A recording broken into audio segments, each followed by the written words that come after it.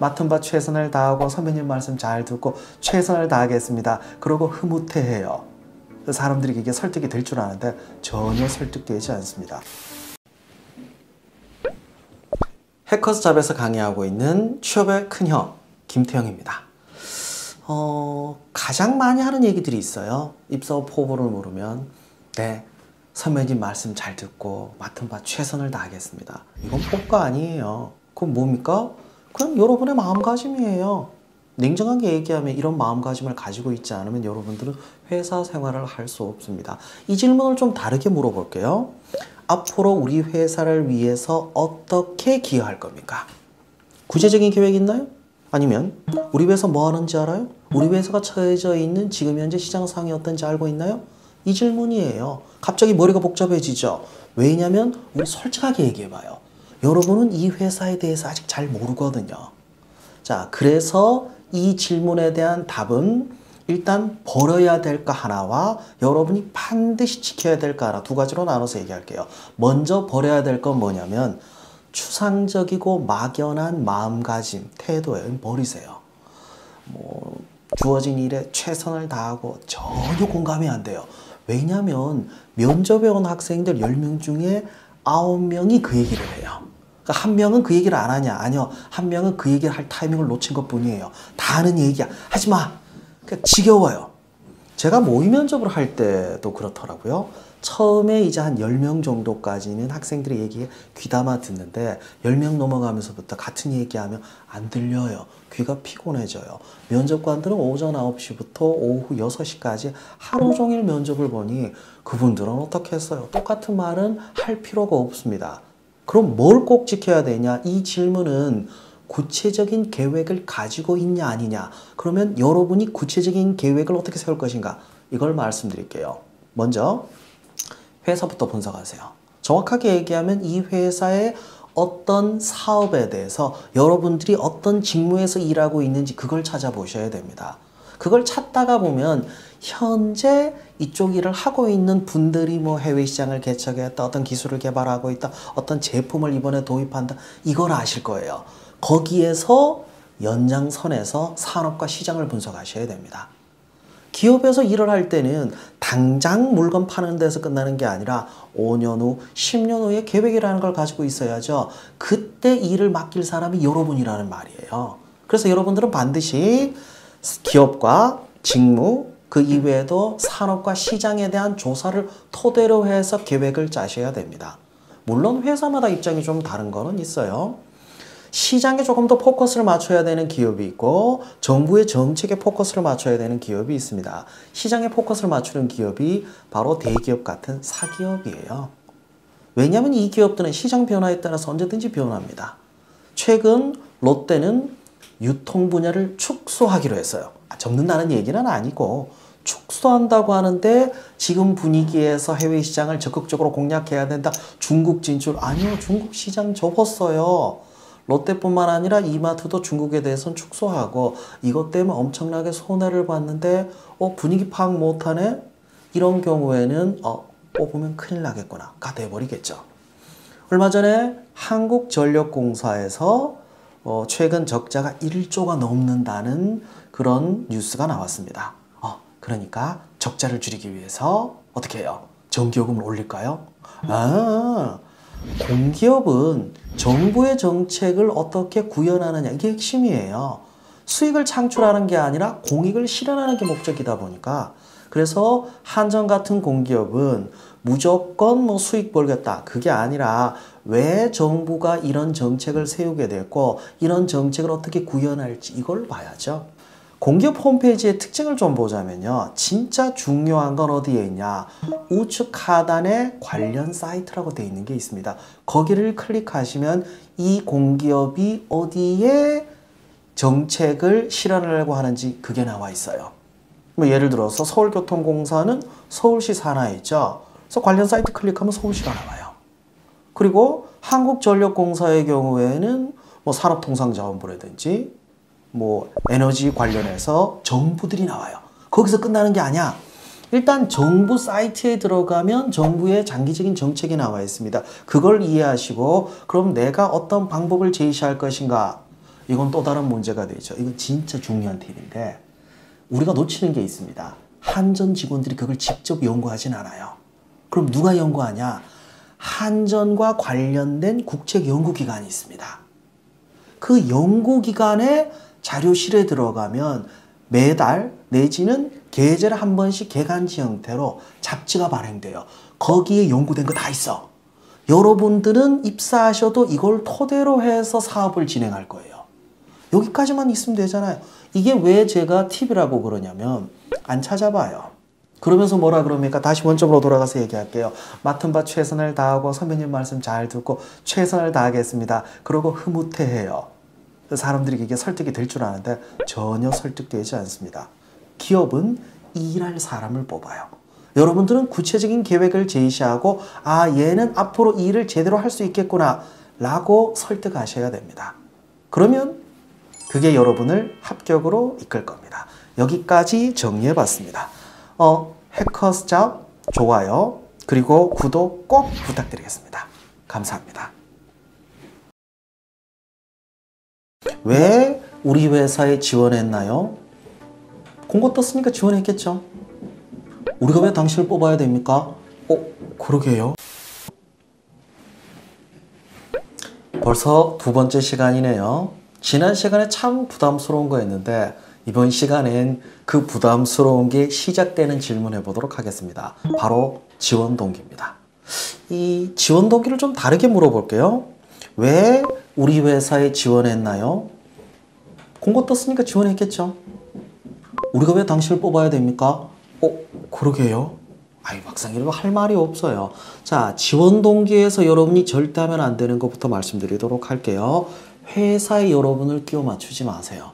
여러분들은 이미 이 회사에 지원을 했기 때문에 이 회사와 맞다 라고 생각하시면 안 됩니다. 그리고 절대 채용 사이트에 나와 있는 내용을 그대로 인용하시면 안 돼요. 자, 굉장히 중요한 거 하나 얘기할게요. 아직 여러분은 이 회사 지원할 이유가 없어요. 왜냐하면 직업관이 없기 때문입니다. 자, 직업관에 대한 얘기를 좀 해볼게요. 학생들이 자주 하는 얘기들 중에 제가 참 빈정되는 얘기가 하나 있어요. 좀 빈정된다고 하니까 좀 오해를 하는데 뭐 예를 들어 이런 거죠. 집에 자동차가 옛날부터 현대차였어요. 지금도 현대차예요. 그래서 현대차에서 일하고 싶대요. 그럼 현대차를 사면 되지. 왜 현대차에서 일하려고 해요? 자, 유학을 갔는데 외국인들이 삼성전자 스마트폰을 보고 열광하는 걸 보면서 아, 나도 삼성전자에서 일하고 싶다 라고 해서 지원했다. 삼성전자 스마트폰을 이용하시면 됩니다. 다르게 좀 얘기를 해볼게요. 드라마를 정말 좋아하는 어머니께서 드라마 PD가 되겠다고 이번에 MBC 공채 지원을 하신대요. 여러분 뭐라 그러실 거예요? 말릴 거잖아. 똑같은 얘기예요. 좋은 시청자, 좋은 소비자가 될 수 있는 거하고 이 회사에서 일을 하는 것은 분명히 다릅니다. 또 이렇게 얘기하면 그래도 공기업은 뭐 예를 들어 전력 산업이 중요하기 때문에 한전에 그건 여러분이 지원 안 해도 원래 중요한 거였어요. 먼저 뭘 정리를 해야 되냐? 직업관입니다. 여러분은 직업을 통해서 추구하는 가치가 있어야 돼요. 이게 찾아보니까 이전에 정확하게 얘기하면 교육을 받은 게 아니라 교육과정이 있기는 해요. 중고등학교 교육과정에 있어요. 안 배웠는데 안 배웠죠? 국영수 공부하느라고. 찾아보면 있을 거예요. 근데 거기에 보면 직업은 우리에게 어떤 의미가 있고 사회적 가치를 추구하고 사람들하고의 관계, 뭐 자아실현의 도구 이런 내용들이 있을 겁니다. 지나간 거는 패스하고 자, 이걸 어떻게 잡는지 먼저 말씀드리도록 할게요. 인터넷으로 직업관이라고 검색을 해보면 누군가가 강연이나 책에서 직업은 어떤 가치가 있고 어떤 직업을 선택해야 되는지 그런 얘기를 써놓은 것들이 있을 거예요. 이런 걸 클릭해서 보다가 보면 아, 이건 참 괜찮구나 싶은 게 있을 거예요. 일단 가지고 와요. 일단 킵해둬. 이것만 있으면 되냐? 아니요, 아직 아니야. 그 다음이 뭐냐면 이걸 실현할 수 있는 기업을 찾아야 되는데 억지로 연결할 게 아니에요. 여러분이 타겟을 한 기업이 있으면 그 기업이 추구하는 가치, 경영 철학을 찾으시면 됩니다. 경영 철학을 찾으라고 하면 또 채용 사이트에 나와 있는 그 짧게 요약되어 있는 거 이거 적당히 붙여놓고 끝내려고 하는데 그렇게 하면 안 돼요. 경영 철학을 정리를 하기 위해서 여러분이 뭘 찾아봐야 되는지 그거 말씀드릴게요. 창업자나 또는 현 CEO가 쓴 책이 있을 거예요. 그 책에는 경영 철학이 무조건 들어가 있습니다. 그리고 회사의 지속 가능 경영 보고서라든지 이런 데도 그런 내용들이 있어요. 이 회사가 추구하는, 특히 공기업이 그래요. 공기업은 지속 가능 경영 보고서에 공기업이 추구하는 가치 얘기가 꼭 있습니다. 행정학 전공한 사람들은 공기업론이라고 하는 과목을 공부하셨을 텐데 거기도 공기업이 추구하는 가치에 대한 내용들이 있어요. 이게 경영 철학이에요. 여러분이 추구하는 직업관 그리고 경영 철학, 이게 연결이 되면 돼요. 그 중에서 이제 구체적인 꿈이 연결될 수도 있겠지만 무엇보다 중요한 건 직업관과 그리고 이 회사가 추구하는 경영 철학이에요. 예를 들어서 자, 여러분들은 직업을 통해서 사회에 공헌하고 싶은 게 직업관이라고 합시다. 이 회사는 최고의 기술력을 가지고 최고의 제품을 만드는 경영 철학을 가지고 있어요. 그럼 연결되잖아. 그럼 이것 때문에 여러분이 이 회사 지원했다. 이건 말이 되죠. 스마트폰이 최고이기 때문에. 그럼 LG전자 지원할 때 뭐라 그럴 거예요? LG전자 스마트폰이 삼성보다 더 낫습니까? 낫다고 얘기할 수도 있는데 그게 과연 설득력이 있을까요? 그럼 왜 지원했냐? 이게 없잖아. 잊지 맙시다. 직업관 그리고 경영 철학. 거기에 이제 조금 더 연결을 하자면 여러분이 이 회사 입사해서 최고의 제품으로서 뭐를 만들 건지 입사 후 포부를 지원 동기 뒤에 붙이는 것도 이것도 설득력이 있어요. 자, 정리합시다. 직업관 그리고 경영 철학. 거기에 입사 후 포부를 붙이고 이 모든 것들을 관통하는 건 뭡니까? 결국에는 직무예요. 직무중심 채용이기 때문에 그렇습니다. 여기까지 정리해봤습니다. 해커스잡 유튜브 좋아요 그리고 구독 꼭 잊지 마세요. 감사합니다. 정확하게 뭔지 모르면요 함부로 얘기하지 마세요. 이거 리더했던 경험이냐? 이 질문 절대 아닙니다. 취업의 큰형 김태형입니다. 이번 시간 질문이 유독히 어려워하는 질문이네요. 바로 리더형이냐 팔로워형이냐라고 하는 질문입니다. 저는 이 질문이 어렵다고 생각을 안 했는데 왜 은근히 어려워하냐? 이유가 좀 있습니다. 이 질문을 오해를 해요. 너 리더 할 거야? 팔로워 할 거야? 장담하는데 여러분 입사하시면 무조건 팔로워를 합니다. 여러분이 리더를 할 수는 없어요. 그리고 이 질문에 대해서 또 다른 오해하는 경우도 있습니다. 나는 리더의 경험이 없는데 어떡하지?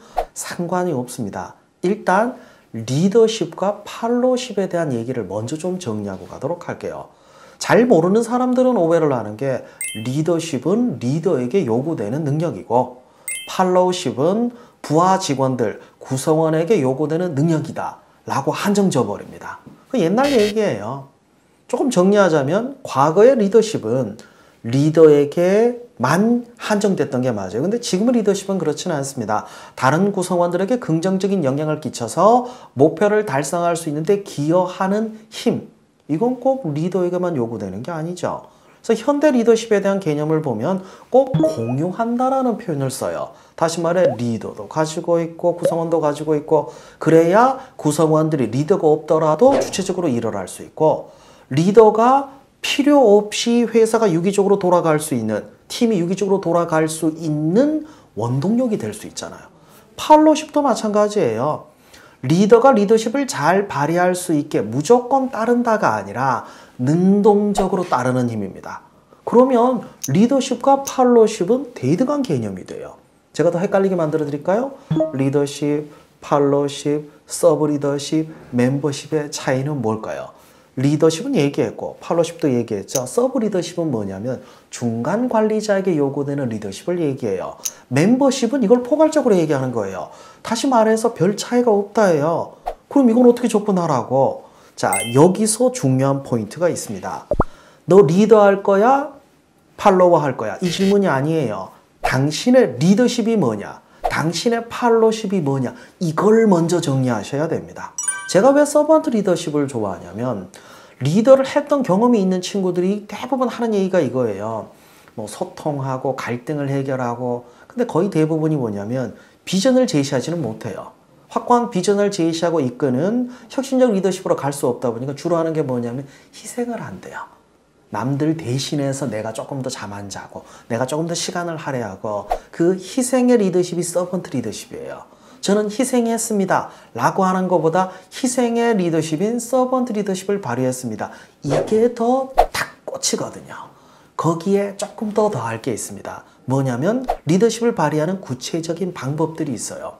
구체적으로 어떤 소통 방법을 쓸 건지, 어떤 커뮤니케이션 방법, 어떻게 팀워크를 발휘하는 방법, 이런 구체적인 방법들을 또 책 같은 데 정리를 해둬요. 이게 좀 말 이상이 들 텐데 여러분 입사하시면 교육받는 거예요. 그러니까 여러분 평가하시는 분들은 막연한 얘기 진짜 싫어합니다. 구체적인 리더십과 구체적인 소통 방법을 제시했을 때 이 사람은 역량을 발휘할 수 있구나 라고 생각을 하거든요. 그걸 구체적으로 제시할 수 있어야 되죠. 자, 여러분의 리더십과 팔로십을 제시하고 부연해서 더할 게 뭡니까? 소통 방법이라든지 팀워크 발휘하는 방법이라든지 이런 방법을 더해버리면 되겠죠. 하나만 꼭 강조하고 싶은 얘기가 있습니다. 정확하게 뭔지 모르면요, 함부로 얘기하지 마세요. 이걸 리더했던 경험이냐? 이 질문 절대 아닙니다. 너 앞으로 시키면 시키는 대로 잘할 때 이 질문 아니에요. 특히 조심해야 될 게 있죠. A냐 B냐 선택을 강요하는 질문을 받으면 사람이 긴장을 하고 이러면 뭘 하나 덥석 물고 싶어요. 뭐 그런 질문 있잖아요. 엄마가 좋아? 아빠가 좋아? 뭐라 그럴래요? A냐 B냐라는 질문은 A, B 중에 선택을 하라고 강요하는 질문이 아니에요. A 플러스 B일 수도 있고 C일 수도 있고 D일 수도 있고 여러분이 A냐 B냐라는 함정에 갇히지만 않으시면 더 좋은 답변을 만들 수 있을 겁니다. 여기까지 정리해봤습니다. 자, 해커스잡 유튜브 좋아요, 구독 꼭 부탁드리겠습니다. 감사합니다. 여러분 공부했기 동안 뭐 했어요? 토익 공부했겠죠. 근데 계속 토익 공부하기는 뭐하니까 중간에 아르바이트를 여행 갔다 왔잖아요. 취업의 큰형 김태형입니다. 네 번째 시간 질문은 여러분 마음이 좀 싸해지는 질문일 거예요. 공백기에 대한 질문입니다. 공백기 동안 뭐 했습니까? 라고 그냥 궁금해서 물었던 거예요. 왜냐하면 서류를 보면 여러분들의 서류에 졸업 연도가 있고 지금 지원한 연도가 있으면 중간에 비는 시간이 있잖아요. 그리고 서류에 보면은 학교 다닐 때 휴학을 했던 경우도 있고 그게 눈에 보이는데 미안한 얘기 좀 할게요. 제가 봐도 그게 먼저 보여요. 궁금해서 물어본 거예요. 근데 이 질문으로 오해를 합니다. 너 왜 공백기 가졌어? 너 중간에 공백기 있는 사람 아니야? 라고 생각을 해버리죠. 특히 뭐 고시 같은 시험을 준비하다 오신 분들이 이 질문에 민감해요. 이 질문을 하는 순간 어떡하지? 라고 생각하는데 아무 상관이 없어요. 그냥 빈 공간이 있으니까 궁금해서 물어본 겁니다. 공기업의 경우에는 공백기를 묻지 않아요. 왠지 아세요? 서류에 안 나와서 안 물은 거예요. 블라인드 채용을 하다 보니까 그런 공백기가 서류상 드러나지 않기 때문에 질문을 안 하는 거죠. 이전에는 공기업도 질문을 했습니다. 자, 이 질문을 조금 다르게 얘기를 해볼게요. 여러분이 가지고 있는 목표를 달성하기 위해서 여러분들은 어떤 노력을 그 공백기 동안 했습니까? 갑자기 생각 안 나죠? 솔직하게 얘기해 볼게요. 여러분 공백기 동안 뭐 했어요? 토익 공부했겠죠. 근데 계속 토익 공부하기는 뭐하니까 중간에 아르바이트를 여행 갔다 왔잖아요. 그 뭐야? 여러분들이 휴학을 했던 가장 큰 이유는 뭐예요? 남들 하니까. 사실 구체적인 목표를 가지고 있었던 건 토익 점수 올리는 거 말고 자격증 하나 따는 거 말고는 없었을 거예요. 그리고 여러분들이 뭐 다른 시험을 준비했다고 합시다. 근데 그 시험 떨어지면 어떡할 거예요? 떨어진 게 문제가 아니라니까. 제가 봤던 학생 중에서 가장 저도 자신이 없었던 학생 한 명 얘기를 할게요. 이 친구가 처음 들어왔을 때부터 음살했어요. 어깨가 이렇게 처져 있었어요. 얼굴이 좀 시커매요. 얘기를 해보니까 회계사 준비를 3년을 했대요. 3년을 하고 저를 찾아왔다는 얘기는 뭡니까? 시험 떨어졌다는 얘기죠. 3년이라는 공백기가 분명히 있습니다. 이 친구가 3년 동안 얻은 게 뭐냐면 굽은 어깨, 어두운 얼굴빛이었죠. 이 친구가 할 수 있는 최선을 한 게 뭐냐면 이 친구가 지원했던 기업이 유독히 질문 유형이 상황 면접이었어요. 뭐냐면 일정 상황을 제시하고 이 상황을 어떻게 해결할 것인가 이 질문들 위주로 나와서 거기에 대해서 제가 저 정말 열심히 도와줬어요. 합격을 해버린 거예요. 저도 당황했습니다. 어떻게 합격을 했지? 근데 생각을 해보면 상황 면접은 태도나 인성에 대한 평가를 하지 않아요. 정확한 답, 모범 답안은 아니라 하더라도 구체적인 방법이 제시가 되는 게 중요한데 제가 열심히 피드백을 단 게 효과가 있었던 거죠. 물론 이 친구가 열심히 했던 게 먼저였고 이 친구의 구분 없게 어두운 거 아무 상관이 없던 거예요. 그죠? 여러분이 공백기를 얼마나 가졌냐? 그렇게 따지면 이 친구는 3년이에요. 3년의 문제가 아니지. 여러분은 3년 동안 시간을 낭비한 게 아니라 분명히 얻은 게 있거든요. 뭘 얻었습니까? 고시 공부를 했다. 그럼 시험 준비를 했으면 공부한 게 있겠죠. 그리고 3년이라는 시간 동안 여러분 자신에 대해서 돌이켜본 그럼 가치관이 있을 거 아니에요. 이걸 제시하면 돼요. 공백기의 문제는 없어요. 아시겠죠? 절대 그럴 문제는 아닌데 이걸 표현하는 방법은 조심하셔야 될 게 있습니다. 자, 순서가 중요해요. 꾸미고 그 다음에 솔직히 이건 안 돼요.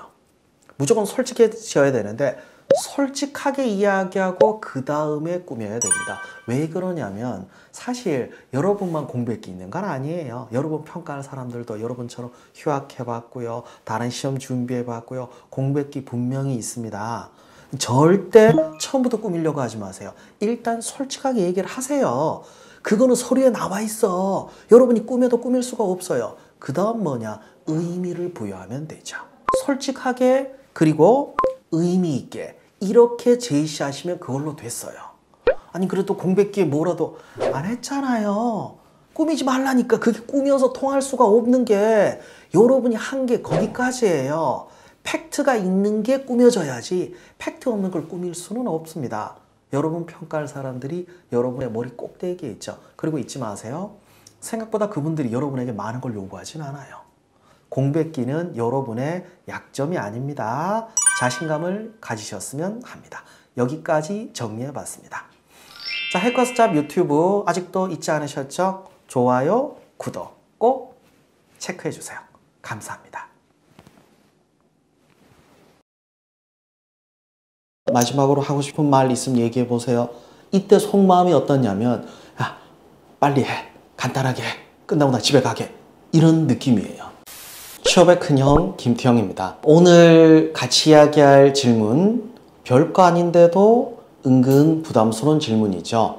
마지막으로 하고 싶은 말은 자, 유사한 질문이 몇 가지가 있습니다. 질문할 거 없나요? 또 하고 싶은 말 있는 사람 손 들고 이야기해 보세요. 자, 비슷한 질문들이죠. 자, 이 질문을 하는 면접관의 마음가짐에 대한 얘기를 먼저 할게요. 면접관의 속마음은 이제 자유롭게 하고 싶은 얘기를 다 해라 이게 아니라 그냥 끝내자 간단하게 한마디만 해 이거예요. 절대 길게 이야기하면 안 됩니다. 어떤 책에는 마지막 기회니까 이전에 이야기 못했던 본인의 역량, 본인의 장점을 어필해라 라고 이야기를 한 경우도 있는데 아니 그거는 마지막에 할 얘기가 아니에요. 그 전에 다 얘기를 했어야 돼. 그리고 대부분의 지원자들이 그 전부터 본인의 장점 어필할 것 다 얘기했는데 그걸 또 한다면 과연 면접관들 귀에 들릴까요? 그 생각이 좀 들더라고요. 제 귀에도 안 들려요. 면접관의 귀에도 역시 안 들립니다. 그러면 무슨 얘기를 해야 되나? 보통 면접 답변은요. 감정에 호소해서는 안 돼요. 제가 초지일관 강조하는 게 뭐냐면 여러분이 감정에 호소하거나 또는 여러분의 감정을 이야기해봤자 면접관들에게 들리지는 않습니다. 모든 지원자들이 냉정하게 객관적인 이야기만 했다. 근데 여러분만 혼자 그런다면 상관이 없는데 대부분 호소를 해요. 꼭 뽑아주세요. 어쩌고 저쩌고. 그래서 안 들려요. 면접관들은 일하는 것 뿐입니다. 그 이상의 이야기는 안 들리고 공감해 달라고 해도 공감을 안 해요. 그러면 딱딱한 이야기만 해야 되냐. 자, 그렇게 이야기하다가 마지막에 여러분들에게 기회가 옵니다. 마지막으로 하고 싶은 말은 솔직하게 여러분의 감정을 이때 보여주는 건 어떨까? 면접관들은 솔직하게 이야기하는 사람을 좋아해요. 능력이 뛰어나고 뭐고를 떠나서 과장되게 이야기하고 포장하는 사람을 그렇게 좋아하진 않습니다.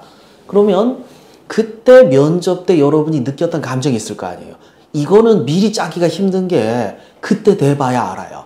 왜냐하면 그때 여러분이 느끼는 감정은 면접관들도 공감해 줄 수 있거든요. 여러분이 말실수를 많이 했어요. 너무 아쉬워. 제가 어떻게 얻은 기회인데 이 기회를 제대로 살리지 못하고 제가 보여드리고 싶은 걸 제대로 보여드리지 못해서 너무 아쉽다고, 또다시 기회가 올지 아닐지는 모르겠지만 이 기회가 아쉽다는 거 꼭 말씀드리고 싶다. 부족한 거 얘기해도 되냐고요? 아니, 여러분이 부족한 게 핵심이 아니라 여러분은 솔직하게 이야기하고 있다는 거, 그걸 어필해 보자는 거죠. 그때 감정을 보여주는. 다른 걸 얘기하라고 하면 자꾸 뭘 꾸며요. 꾸미다 보면 말이 길어져요. 말이 길어지면 면접관이 좀 짜증납니다. 그 다음 팀 면접도 봐야죠. 그리고 오늘 면접이 제 시간에 끝나야 이제 퇴근하면서 같이 면접관으로 일하셨던 분들하고 맥주라도 한잔 할 텐데, 여러분 때문에 퇴근 못 하는 거예요. 그럼 짜증 나는 거야. 자, 상사가 부하 직원 때문에 퇴근을 못 하고 있다. 이야, 이거는 절대 좋게 평가할 수는 없죠. 아시겠죠? 면접관의 마음속에는 빨리 퇴근하고 싶다는 마음이 있다는 거, 그거 잊지 마시고 솔직한 여러분의 감정을 한번 표현해 보세요. 그게 여러분들을 합격으로 이끌지 않을까 하는 생각이 듭니다. 여기까지 답변 정리해 봤습니다. 해커스 잡 좋아요, 구독 꼭 부탁드릴게요. 감사합니다. 어차피 이거 지원하나 저거 지원하나 큰 차이는 없으니까 왜 나한테 이거 시키나 이 생각할 필요는 없습니다. 안녕하세요. 취업의 큰형 김태형입니다. 오늘 여러분과 같이 얘기할 질문, 조금 부담스러운 질문이네요. 지원 직무와 다른 직무를 맡게 된다면, 만일에 식당을 갔어요. 여러분이 짜장면을 시켰는데 짬뽕이 나왔어요. 어떡할래요? 뭘 어떻게 해요? 식사 시간은 한정돼 있잖아요. 지금 보락 화내면서 다시 주문하는 거, 이거 의미 없습니다. 그러다 보면 여러분 점심 굶을 수도 있어요. 그럼 어떻게 하는 게 좋을까요? 웃으면서 이 집 짬뽕도 한번 먹어봐야겠네, 이렇게 받아들여야 됩니다. 지원 직무라고 해서 여러분이 하고 싶은 일, 난 이거 아니면 절대 안 해, 그럴 수 있는 일은 아니에요. 한 학생은 기업에 지원을 할 때 전혀 다른 직무에 대해서 제안을 받은 적 있었대요. 원래 기술 직렬로 지원했는데 막상 제안 들어온 게 인사 직무예요. 한 번도 생각하지 못했던 거다 보니까 어떡하지? 라고 해서 저한테 연락했길래 제가 이렇게 얘기해 줬어요. 네가 하고 싶은 일을 하려고 지원을 했니? 이 회사에서 일하고 싶어서 지원을 했니? 이 회사에서 일하고 싶어서요. 그래도 제가 지원한 쪽으로 하면 더 낫지 않을까요? 근데 이 생각을 해볼 수도 있습니다. 여러분이 하고 싶은 일이라고 했지만 여러분이 가장 잘하는 일인지는 여러분도 몰라요. 어디서 들어본 얘기 중에 이런 얘기가 있어요. 처음부터 연예인 하고 싶어서 했던 건 아닌데 친구가 오디션 보러 갈 때 그냥 따라갔다가 우연한 기회에 연기를 시작했다. 그럼 친구는 지금 연기하고 있냐? 아니요, 친구는 오디션에서 떨어졌어요. 친구는 정말 연기를 하고 싶었는데 실력이 없었던 거고, 이분은 별로 관심은 없었는데 실력이 있었던 거죠. 회사 일이라는 게 이런 것 같아요. 진짜 하고 싶은 일인데 막상 했어요. 근데 잘 못해. 그럼 욕먹겠죠. 맨날 욕먹어. 그럼 하기 싫어지겠죠. 별로 관심은 없었는데 나한테 시켰어요. 근데 회사가 시킨 이유가 뭘까요? 잘할 수 있을 거라는 판단이 있으니까 시킨 거예요. 그냥 시킨 건 아닐 거예요. 자, 관심은 없었지만 막상 해보니까 어때요? 잘해. 잘하면 칭찬받아. 그럼 어떻게 됩니까? 그때부턴 하고 싶은 일이 되는 거죠. 지원 직무와 다른 직무를 시킨다. 난 하기 싫은 건데 억지로 시켰냐? 그런 얘기는 아니죠. 그럼 뭡니까?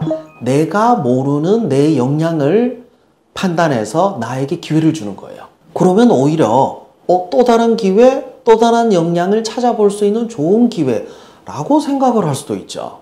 여러분들은 열심히 어떤 직무에 지원을 했다고 생각하지만 그 직무를 정하고 대학 간 게 아니에요. 어쩌면 여러분은 여러분에게 맞는 직무가 뭔지 잘 몰라요. 저도 학생들을 지도할 때 가장 많이 받는 질문 중에 하나가 제가 어떤 직무를 지원할까요? 이 질문을 많이 받아요. 만일에 전공이 기계과다.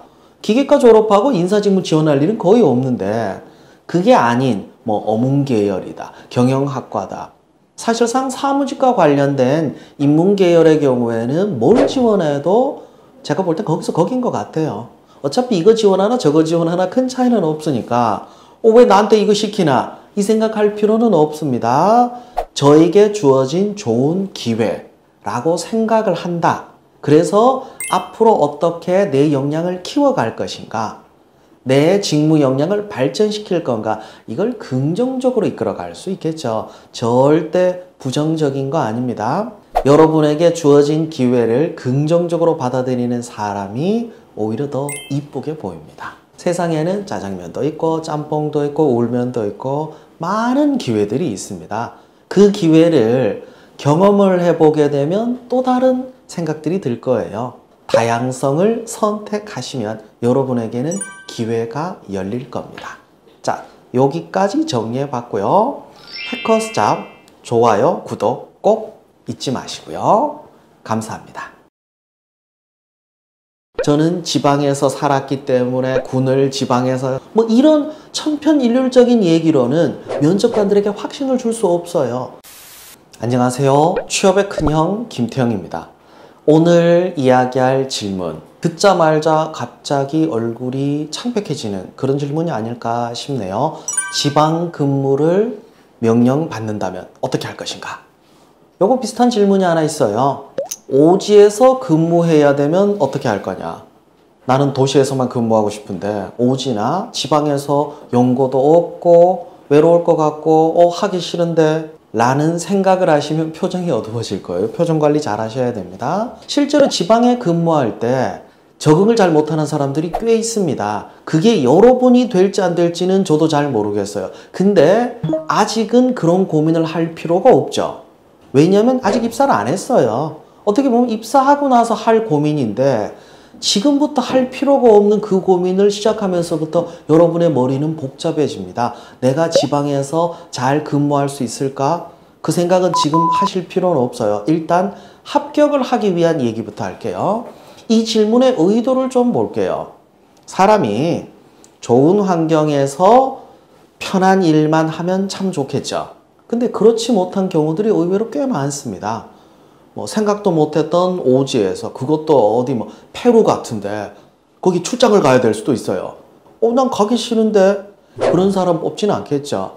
그런 곳에도 자신감 있게 갈 수 있는 이런 책임감을 가지고 있는 사람을 더 원하지 않을까요? 자, 그러면 이제 출발점부터 보도록 할게요. 여러분이 지방 근무할 수 있냐 아니냐 이걸 떠나서 여러분의 마음가짐을 먼저 보여주면 어떡할까요? 자, 이 일은 취향을 따지는 게 아니라 책임감을 가지고 한다고 알고 있습니다. 저는 어떤 곳에서도 일을 할 수 있다는 자신감을 가지고 있습니다. 이런 가치관을 먼저 이야기하고 그 다음에 지방에 근무를 잘할 수 있다는 그런 적응력에 대한 이야기를 하면 어떨까라는 생각이 드네요. 보통 이 이야기에 얼굴 안변 표정 굳어지고 나서 하는 이야기가 뭐냐면 뭐 군대에서 잘 생활했기 때문에 지방근무 잘할 수 있다. 지방 출신이기 때문에 지방근무 잘할 수 있다. 내지는 뭐 주변 친구들이 지방에서 온 친구들이 많아서 지방근무 잘할 수 있다. 그런데 평가하는 사람 입장에서 과연 얘가 힘들고 어려운 환경에서 잘 적응할 수 있을까? 버텨낼 수 있을까? 여기에 대한 답을 주지는 못해요. 그 답은 가치관에서부터 출발해야 됩니다. 이야기를 가치관부터 출발하면 할 얘기가 많아요.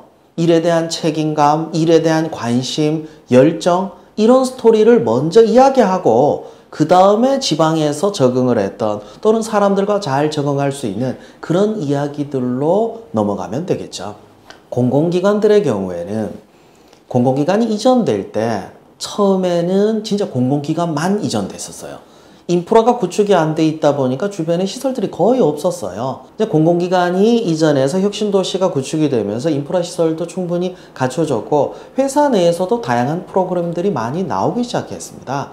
그래서 거기서 여러분이 적응하는데 큰 무리는 없어요. 여러분이 꼭 도시에서 일을 해야 됩니까? 꼭 서울에서 일해야 됩니까? 서울에서 일하는데 밤늦은 시간에 끝나고 집에 가서 하는 거나 여러분이 지방에서 근무해서 일찍 집에 가서 하는 거나 별반 차이는 없어요. 그리고 외로우면 주말에 KTX 타고 올라오면 될 거 아니에요. 제가 그래서 요 질문들을 가지고 활용한 질문의 방향을 잡아줬던 적도 있습니다. 인터넷 되고 KTX 다니면 전국은 일일 문화권입니다. 우리나라 어디에서 근무하더라도 저는 서울에서 근무하는 거하고 큰 차이가 없다고 생각합니다. 이런 좀 재치 있는 답변들을 섞는 것도 흥미있는 접근이 아닐까 싶네요. 여러분의 경쟁자들이 할 뻔한 얘기, 저는 지방에서 살았기 때문에 군을 지방에서 뭐 이런 천편일률적인 얘기로는 면접관들에게 확신을 줄 수 없어요. 그래서 같이 가느라 빵 때리고 그 다음에 관련된 경험 얘기하고 위트 있는 얘기 하나 정도 던지면서 마무리하면 여러분들이 어디서든지 잘 적응할 수 있는 책임감 있는 사람이라고 느끼실 거예요. 아시겠죠? 제 답변은 여기까지고요. 해커스 잡 구독, 좋아요 꼭 부탁드릴게요. 감사합니다. 어떤 사물에 비유해야 좋게 보일 것인가? 아니요, 컨셉 잘못 잡으셨습니다. 안녕하세요. 취업의 큰형 김태형입니다. 당신을 사물에 비유한다면 머릿속이 좀 복잡해지죠. 어떤 사물에 비유해야 좋게 보일 것인가? 아니요, 컨셉 잘못 잡으셨습니다. 이 질문하고 비슷한 질문들 얘기해 볼게요. 당신은 어떤 사람입니까? 당신은 어떤 특징을 가지고 있습니까? 당신은 어떤 성격입니까? 비슷한 질문이에요. 출발은 어떤 사물이냐가 아니라 어떤 캐릭터냐에서부터 출발해야죠. 면접을 준비하면서 여러분이 꼭 준비해야 될 거는 여러분의 캐릭터예요. 여러분이 대외적으로 보이는 모습, 어떤 특징을 가지고 있는지 그 캐릭터가 잡힌 상태에서 사물에 비유하든지 아니면 뭐 색깔에 비유하든지 오늘 면접장에 있는 아무 사물하고 비유하든지 그건 가능한데 그 캐릭터가 잡혀있기 전에는 연결하는 게 좀 힘듭니다. 쿵푸 팬더라는 영화가 처음 개봉됐을 때 그 영화를 보러 갔던 학생이 그 영화관 앞에 있는 그 사진을 찍어서 저한테 보냈더라고요. 선생님 생각나서 보냈다고. 그럼 얘가 왜 나한테 이걸 보냈을까? 그 생각이 좀 들었었는데 일단 둥글둥글하게 생긴 게 비슷해요. 다크서클이 좀 진한 것도 비슷하기도 하고 좀 유들유들한 성격 때문에 그 얘기를 했는지 어떤지 그 사진을 주변에 있는 사람들에게 보여주면서 이거 나 닮았다는데 라고 하니까 바로 빵 터져요. 아, 누가 생각해도 비슷하구나. 자, 여러분이 몰라서 그렇지 누구나 비슷하게 봅니다. 저도 마찬가지였어요. 쿵푸밴드가 나랑 뭐가 닮았어? 근데 저 빼고 모든 사람들이 인정을 했던 부분이었죠. 자, 여러분의 캐릭터는 여러분만 몰라요. 그래서 캐릭터를 잡을 때는 꼭 주변 사람들에게 물어보는 데서부터 출발을 해야 됩니다. 여러분들을 오랫동안 봐왔던 사람들 아니면 여러분을 처음 보는 사람이라 하더라도 통찰력이 있는 사람에게 물어보는 게 좋겠죠. 나이 많고 경험 많은 뭐 교수님도 좋고 이런 분들에게 여러분에 대해서 물어보면서 캐릭터를 먼저 잡으세요. 이 캐릭터를 반전을 줄 수 있는 외모를 가지고 이야기할 수도 있고 어떻게 보면은 그걸 더 정확하게 분석을 하고 있는 사물에 비유할 수도 있겠죠. 캐릭터 중에는 딱 봤을 때 느껴지는 캐릭터들도 있어요. 생긴 것 자체가 뭔가 일을 맡겼을 때 잘 소화를 못할 것 같은 그런 인상이라고 합시다. 그럼 어떡할까요? 실제로 모 공기업에 지원을 했던 한 학생이 그랬어요. 이 친구는 그전 면접에서 그것 때문에 떨어졌습니다. 심지어 그 회사에서 근무하고 있던 선배들이 뭐라 그랬냐면 너 여기 지원하지 말라 이런 얘기도 했어요. 근데 모의 면접을 해보니까 아, 나라도 그렇겠구나라는 생각이 들었어요. 첫인상이 뭐였냐면 체격도 왜소하고 눈빛도 좀 기가 죽은 상태에서 기어 들어가는 목소리로 안녕하십니까 지원자 누구입니다. 그거 듣자마자 제가 뭔 생각이 들었냐면 아 망했다 이 생각이 먼저 들었어요. 왜냐하면 저도 절망적이었거든요. 자, 이런 이미지의 학생이 지원을 했을 때 과연 어떤 생각이 들까요? 사물에 뭘 비유를 한다고 한들 나아질 수 있을까요? 오케이. 그렇다면 차라리 이거 인정하고 가보자. 그래서 제가 그 친구에게 잡은 캐릭터가 뭐였냐면 토끼였어요. 겁 많은 토끼. 반전을 주자는 거죠. 겁 많은 토끼 같은 캐릭터. 하지만 겁이 많기 때문에 더 철저하게 준비하고 더 확실하게 문제를 해결할 수 있는 그런 캐릭터라는 반전을 줬거든요. 이 친구는 토끼 이야기로 시작해서 반전으로 합격을 할 수 있었어요. 여러분의 캐릭터가 담겨 있는 캐릭터라면 뭐든 상관은 없을 것 같아요.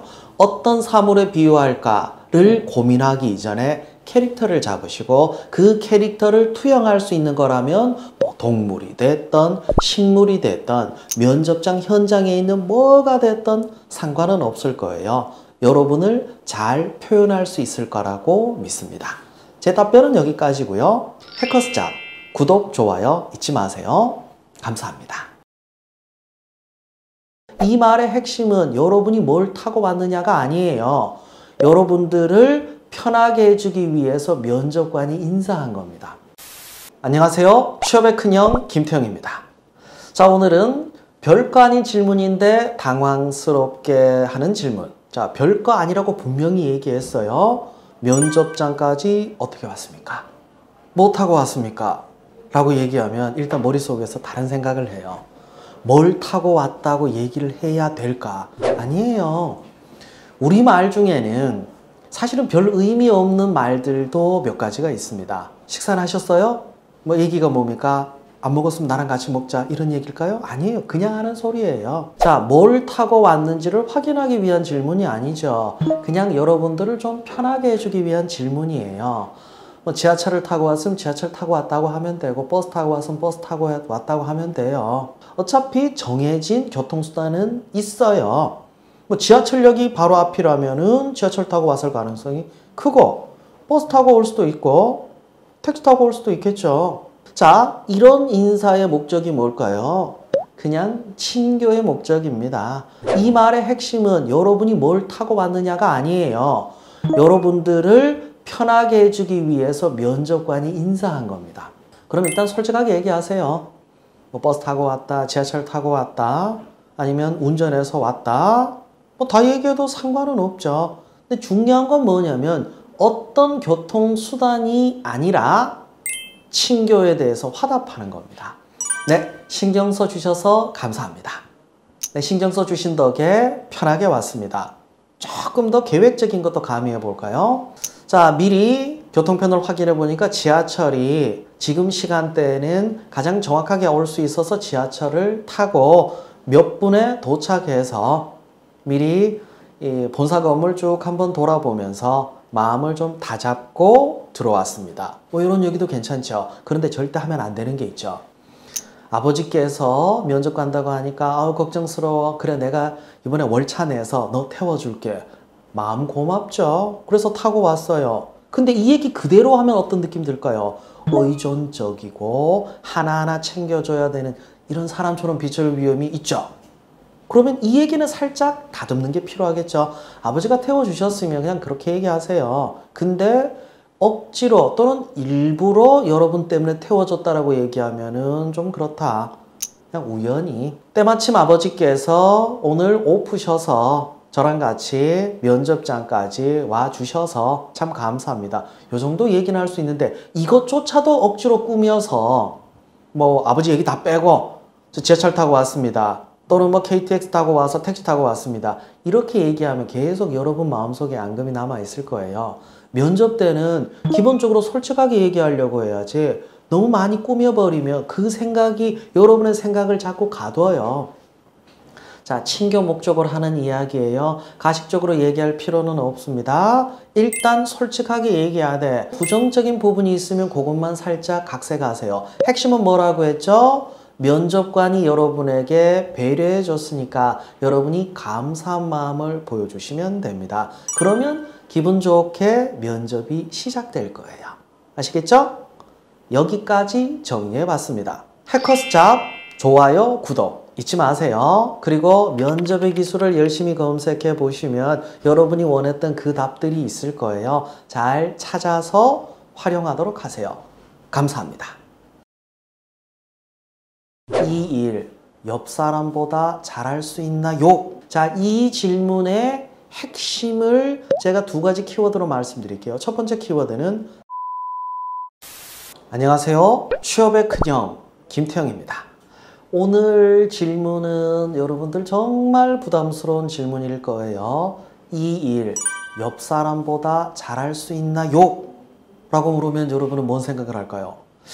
야, 이게 내가 잘한다라고 얘기를 해서 적극적으로 어필을 하긴 해야 되는데 아무리 봐도 저 사람이 나보다 더 나은 거는 면접관들도 다 할 텐데 이 질문 조금 더 세게 해볼게요.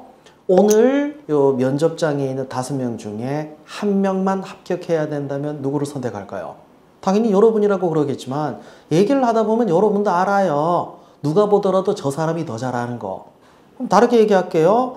오늘 면접장에서 누군가 1명을 떨어뜨려야 된다면 누굴 떨어뜨릴 것인가? 야, 이거 잘못 얘기하면 저 사람에게 욕먹을 것 같기도 하고 머릿속이 복잡해집니다. 자, 이 질문의 핵심을 제가 2가지 키워드로 말씀드릴게요. 첫 번째 키워드는 자신감이고 2번째 키워드는 현실 인식이에요.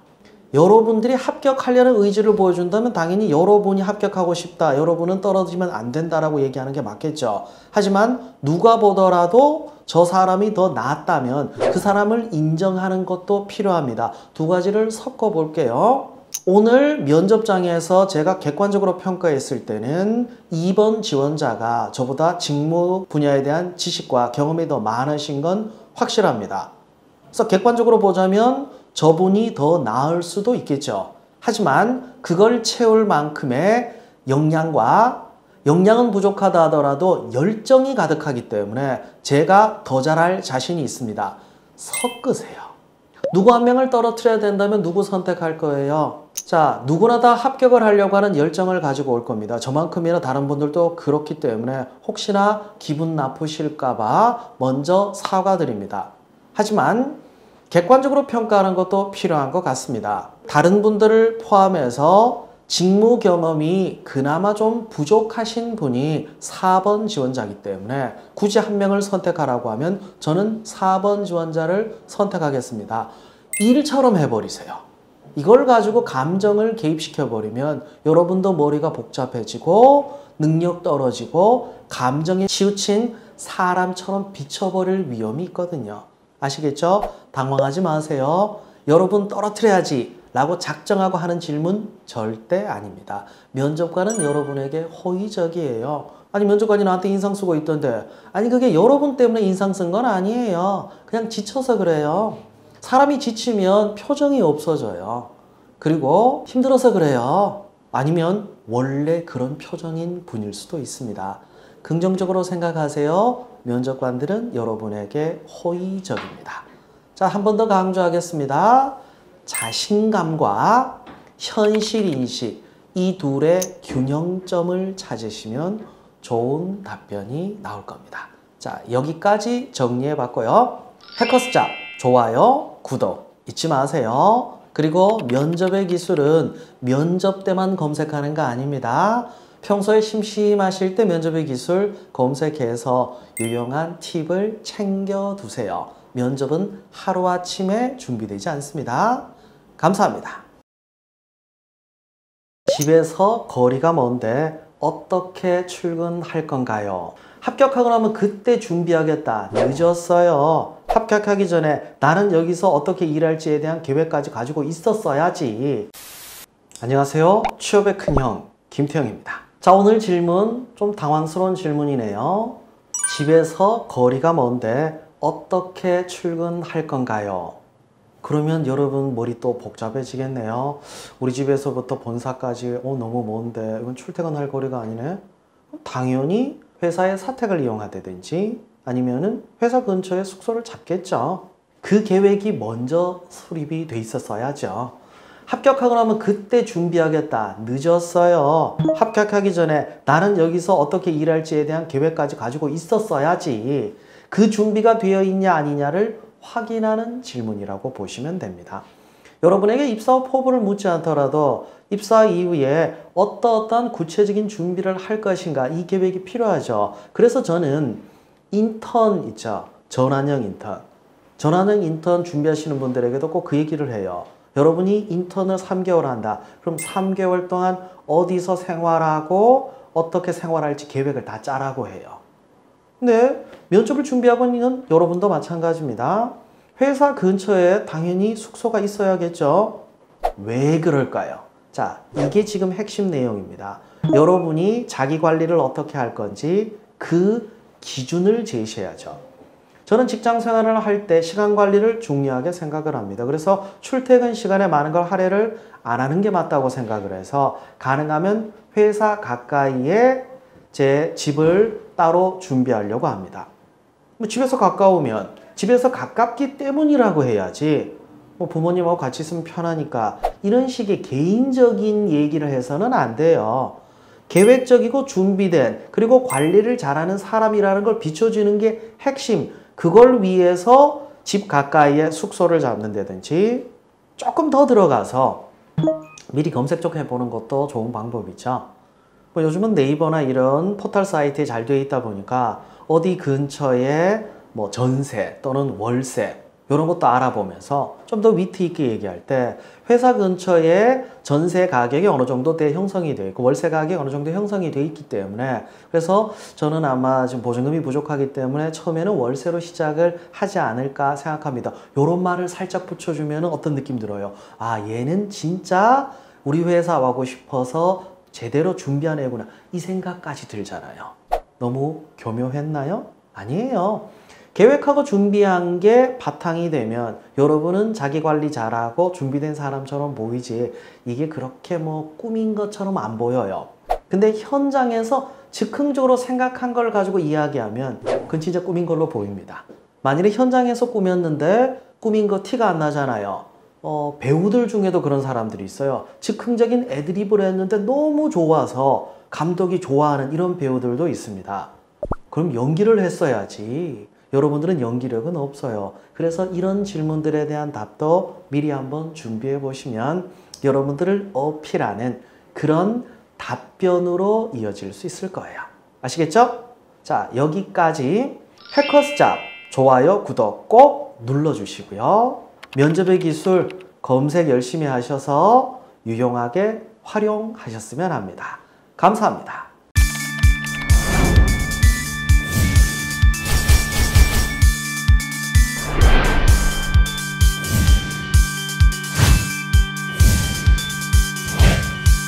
근데 이걸 한번 익혀보시면 지금처럼 다 적지 않고도 대략 한 10%가 안 되게 정답은 뭐 이번 이내 이렇게 끝나실 수 있거든요. 연습이 필요하고 이건 당장 시험장에서 갖다 쓸 수 있는 그런 방법입니다.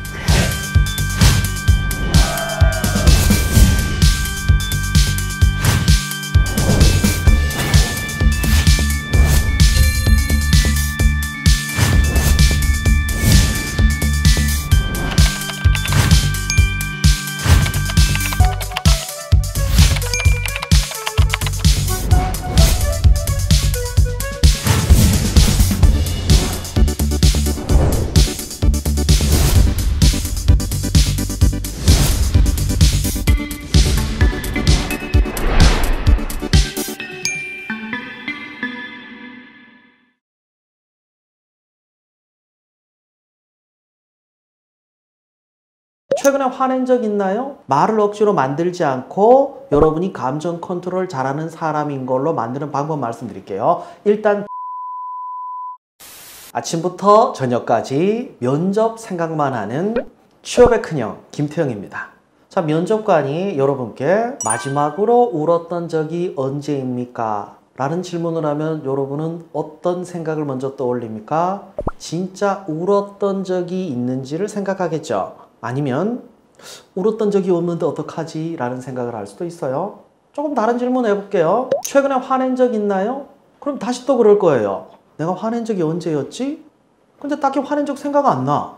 그럼 화낸 적 없다라고 하기도 좀 뭐하고 이런 고민들을 할 겁니다. 자, 면접관이 아니라 친구가 이런 질문을 하면 많이 안 힘드냐? 여러분 위로해 주려고 한 거겠죠. 그래서 친구가 이런 질문하면 나 지난번 면접 떨어졌을 때 울었잖아. 그러면서 이제 하소연할 거예요. 이건 위로해 주려고 한 거니까 이런 답변이 가능하죠. 자, 면접관은 여러분 친구 아니에요. 왜 이 질문을 했을까요? 자, 면접관이 여러분들께 요구하는 건요. 여러분들의 감정을 확인하는 게 아니에요. 여러분들이 감정 컨트롤을 잘하는 사람인가 아닌가 이거 확인하려고 한 거예요. 근데 여러분들이 울었던 거 또는 화냈던 경험 얘기했어요. 뒷수습 어떻게 할 거예요? 동생이 제 옷을 입고 나가서 화났던 적이 있습니다. 그거 그 다음에 뭔 얘기할 거냐고. 여러분이 감정 컨트롤 잘하는 사람이라고 얘기하기 더 힘들어져요. 왜냐하면 말을 억지로 만들어야 되니까. 말을 억지로 만들지 않고 여러분이 감정 컨트롤 잘하는 사람인 걸로 만드는 방법 말씀드릴게요. 일단 방법을 먼저 정리하세요. 감정 컨트롤이 안 되시면요, 감정 컨트롤하는 방법을 일단 찾아보세요. 여러 사람들이 감정 컨트롤하기 위해 뭐 속으로 하나 둘 셋을 센다 뭐 이런 방법 쓰는 사람들도 있고 방법은 많아요. 이 방법을 먼저 제시하시고 그 다음에 여러분 경험을 얘기하세요. 저는 일단 화가 나면 무조건 하나 둘 셋 먼저 센 다음에 왜 그렇게 됐는지 상황을 파악하고 거기에 대한 대처를 합니다. 얼마 전에 동생이 제 옷을 입고 나가서 화가 났을 때도 바로 화를 내지 않고 일단 하나 둘 셋 센 다음에 왜 동생이 그랬는지, 그리고 어떻게 하면 동생이 제 옷을 입고 나가지 않게 할지를 생각해 봤습니다. 그래서 조용히 전화 걸어서 동생에게, 야, 내가 진짜 화가 났는데 너한테 화를 안 내는 이유는 네가 내 옷을 탐냈던 걸 알기 때문이야. 근데 또 이렇게 입고 나가면 언젠가는 너한테 내가 화를 낼 거고 어쩌면 다시는 너한테 옷을 안 빌려줄지도 모른다는 생각이 들어서 그래서 조용하게 얘기하는 건데 다음부터는 꼭 미리 얘기해주면 좋지 않을까? 자, 이렇게 얘기하면 여러분 어떤 사람 됩니까? 자기 관리 잘하는 사람, 감정 컨트롤 잘하는 사람.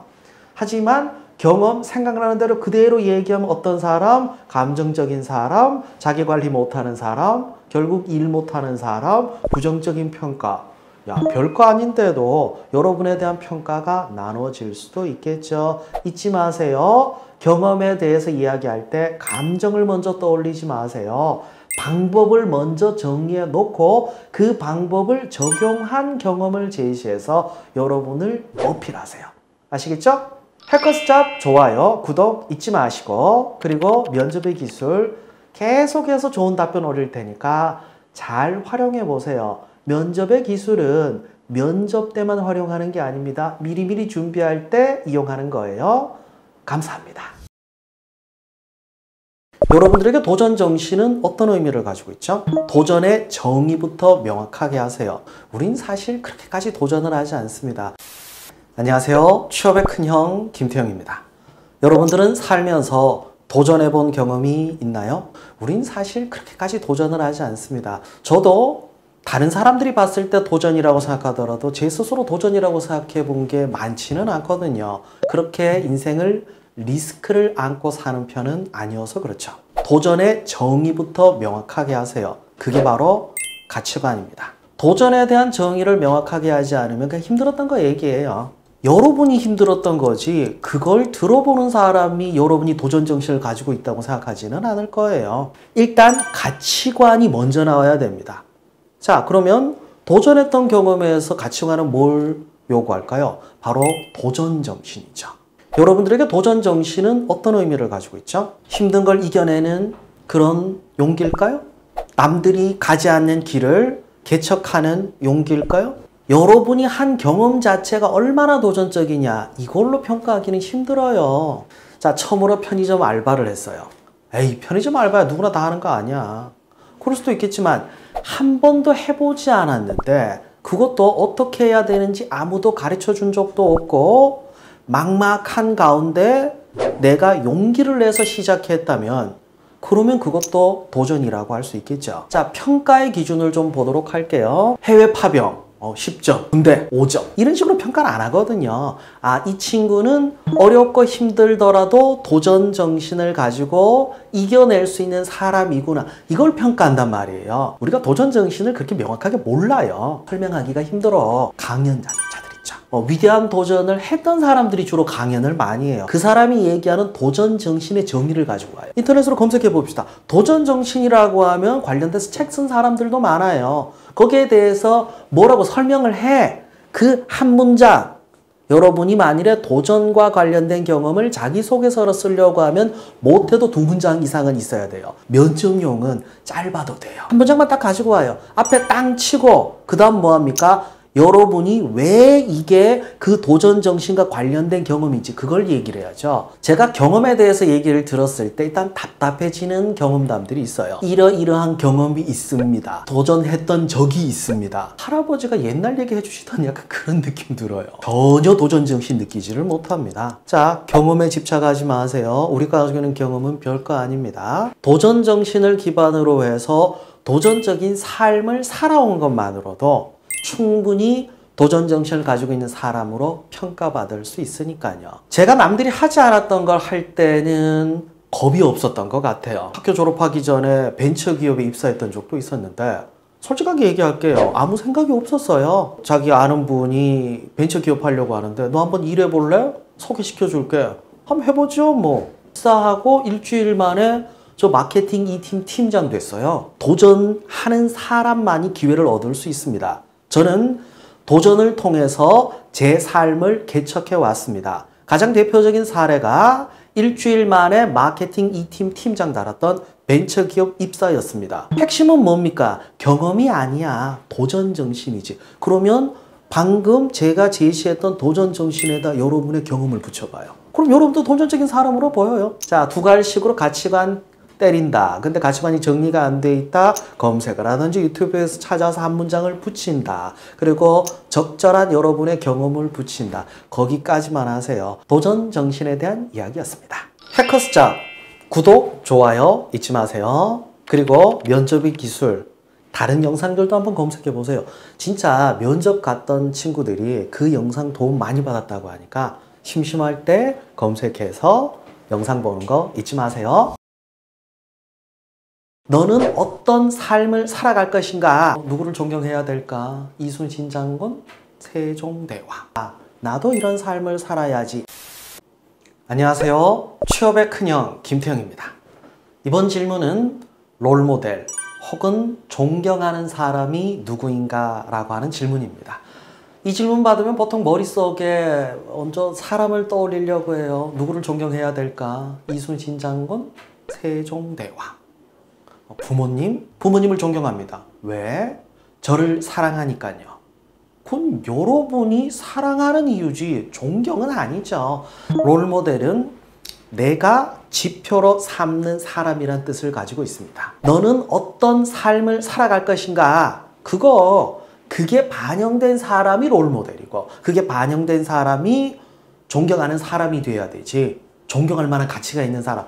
이순신 장군, 세종대왕. 아니 존경할 만하죠. 근데 여러분이 그 삶을 따라갈 건 아니잖아요. 여러분이 보여줄 수 있는 걸 반영할 수 있는 사람을 찾아야 되죠. 그 회사, 여러분이 지원하는 기업에서 정말 괜찮은 사람들을 인터뷰하는 게 있어요. 뭐 회사에서 대단한 업적을, 성과를 냈고 그리고 회사 내에서 존경할 만한 분이니까 인터뷰를 하겠죠. 인터뷰 내용에 꼭 들어가는 게 있어요. 어떤 삶을 살아왔는가? 어떤 가치관을 가지고 살아왔는가? 거기서 여러분들이 나도 이런 삶을 살아야지 라는 생각 들면 그분을 선택하시면 됩니다. 인터뷰 기사나 또는 사보를 이용해 보도록 하세요. 존경하는 인물로 해서 끝나는 게 아니에요. 요걸 통해서 여러분들이 뭐 직업관이라든지 인생관을 해석해서 답변으로 집어넣을 수도 있으니까 두루두루 적용할 수 있겠죠. 제가 배울 만한 분들은 다 찾아봅니다. 찾아보면 참 대단한 생각이 드는 게 성과를 내기 위해서 얼마나 노력했을까라는 거를 찾을 수 있어요. 어떻게 찾냐면 최근 영상과 과거의 영상을 비교해 보면 돼요. 차이가 많이 나요. 어떤 노력을 해서 이렇게 했을까? 그 노력에 대해서는 저도 존경하고 싶습니다. 끊임없이 변화하려고 하는 노력, 이게 존경이 할 만한 이유겠죠. 아인슈타인이 그런 얘기를 한 적이 있었거든요. 학생이 스스로 발전하고 창의적인 사고를 할 수 있게 돕는 게 가르치는 사람의 역할이다. 뭐 이런 얘기를 했는데 보통 아인슈타인은 발명이 아니라 위대한 연구 성과로만 주로 이야기하니까 그러니까 와닿지가 않는데 내가 뭐 과학자도 아니고 아인슈타인도 교수였잖아요. 가르치는 일을 했었거든. 일반적인 인물이지만 좀 색다른 인물처럼 해석되잖아요. 존경하는 사람 누구냐라고 얘기할 때 아인슈타인으로 이야기할 수 있는데 아인슈타인을 먼저 얘기해버리는 순간 좀 재미가 없더라고요. 너무 뻔한 얘기처럼 보이니까. 아인슈타인의 문구를 먼저 던지면서 내 가치관 이야기하고 이 이야기는 우리가 누구 다 뻔히 알고 있는 위대한 과학자 아인슈타인의 이야기입니다. 이런 식으로 얘기하면은 좀 괜찮아 보이잖아요. 핵심은 그거예요. 누구를 존경하느냐가 아니라 여러분은 이런 가치관을 가지고 있는 사람이구나, 이런 직업관과 이런 목표를 가지고 있는 사람이구나를 가지고 여러분을 어필하는 질문이 바로 롤모델 혹은 존경하는 사람이 누구냐 하는 그런 질문입니다. 여기까지였습니다. 자, 해커스잡 구독, 좋아요 잊지 마시고요. 취업의 기술, 요거 영상 찾아보는 재미도 있을 거예요. 요런 것도 있고 요런 것도 있구나. 유튜브를 가지고 할 수 있는 다양한 재미거리 중에 하나가 아닐까 싶네요. 또 뵙겠습니다. 감사합니다. 일단은 억지로 만들어 놓고 연결하는 거, 이거 설득력 떨어져요. 여러분이 지원하는 직무와 관련해서 뭘 해야 됩니까? 입사하고 나서 이 직무가 내 적성에 안 맞으면 어떡하지? 취업의 큰형 김태형입니다. 최근에 급체 때문에 몸무게가 2kg 줄었거든요. 조금은 작아진 큰형이라고 합시다. 왜 급체 얘기를 하냐면 제가 급체를 이번에 처음 경험해 봤거든요. 근육통도 오고 열도 많이 났어요. 혹시나 이게 코로나가 아닌가라는 생각을 잠깐 했었는데 확실한 건 과실고로 인한 급체였던 것 같아요. 잘 몰랐기 때문에 이 증상에 대해서 파악도 못했었고 제대로 대처도 못하지 않았나라는 생각이 드네요. 오늘 질문이 그렇습니다. 직무가 적성에 맞지 않다면 어떻게 할 거냐? 한 번도 생각을 해본 적 없는데, 그러면은 일단 부작용이 생기는데 그 부작용의 첫 번째가 뭐냐면요, 쓸데없는 상상이에요. 입사하고 나서 이 직무가 내 적성에 안 맞으면 어떡하지? 상상하지 마. 상상하는 순간 망해요. 냉정하게 얘기할게요. 그건 입사해 봐야 합니다. 입사하자마자 나랑 안 맞다라고 느끼는 건 그냥 그 일이 힘든 거예요. 근데 생각해봐요. 고생해서 입사했어요. 입사해서 겨우겨우 적응했어요. 근데 이제 와서 적성에 안 맞다고 생각해서 나가려고 하니까 그것도 좀 그렇지. 연봉이 짜대든지 아니면 일이 너무 힘들다든지 또는 진짜 안 맞는 사람이 있다든지 이러지 않는 이상은 잘 안 나가요. 자, 다시 원점으로 돌아올게요. 절대 상상하지 마세요. 이 질문에 대응하기 위해서 먼저 전제 조건이 있습니다. 나는 이 직무에 대해서 충분히 고민을 해왔다. 이 전제가 있어야 돼요. 왠지 아세요? 뽑는 사람은 적성이 맞는 이런 사람을 뽑으려고 해요. 적성도 안 맞는데 뽑아봤자 어차피 적응 못할 거잖아. 그러니까 여러분들은 이미 이 직무의 적성이 맞다는 걸 확신을 해야 돼. 그럼 먼저 분석부터 했어야죠. 지금은 사기업이든 공기업이든 다 직무중심 채용을 합니다. 공기업의 NCS 전형도 직무중심 채용이에요. 근데 본인이 이 직무에 대해서 적성이 맞는지 안 맞는지 확신이 없다. 누가 뽑을 거냐고. 직무 분석부터 해야겠죠. 직무 분석을 하면서 이 직무에 적합한 적성을 먼저 찾아보셔야죠. 그걸 찾아본 것 중에서 내 적성과 연관이 된 거로 해야지 일단은 억지로 만들어 놓고 연결하는 거, 이거 설득력 떨어져요. 연결할 만한 적성 찾았어요. 그러면 이걸 입증하기 위해서 근거 제시하면 될 거 아니에요. 여러분에 대해서 여러분들이 분석한 걸 제시할 수도 있고 아니면 경험을 연결해서 이야기할 수도 있고, 그죠? 자, 다시 연결해 보도록 합시다. 상상하지 말고 직무 분석을 통해서 여러분들이 연결할 수 있는 적성을 먼저 찾으세요. 나는 이 직무에 확신을 가지고 지원했다.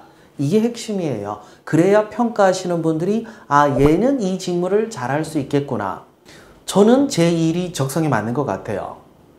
근거가 뭘까요? 그것도 쉽게 나온 거는 아닌데 누가 그런 얘기를 하더라고요. 그렇게 상담을 하면서 힘들었던 얘기도 들어주고 이러면은 스트레스 안 받냐고.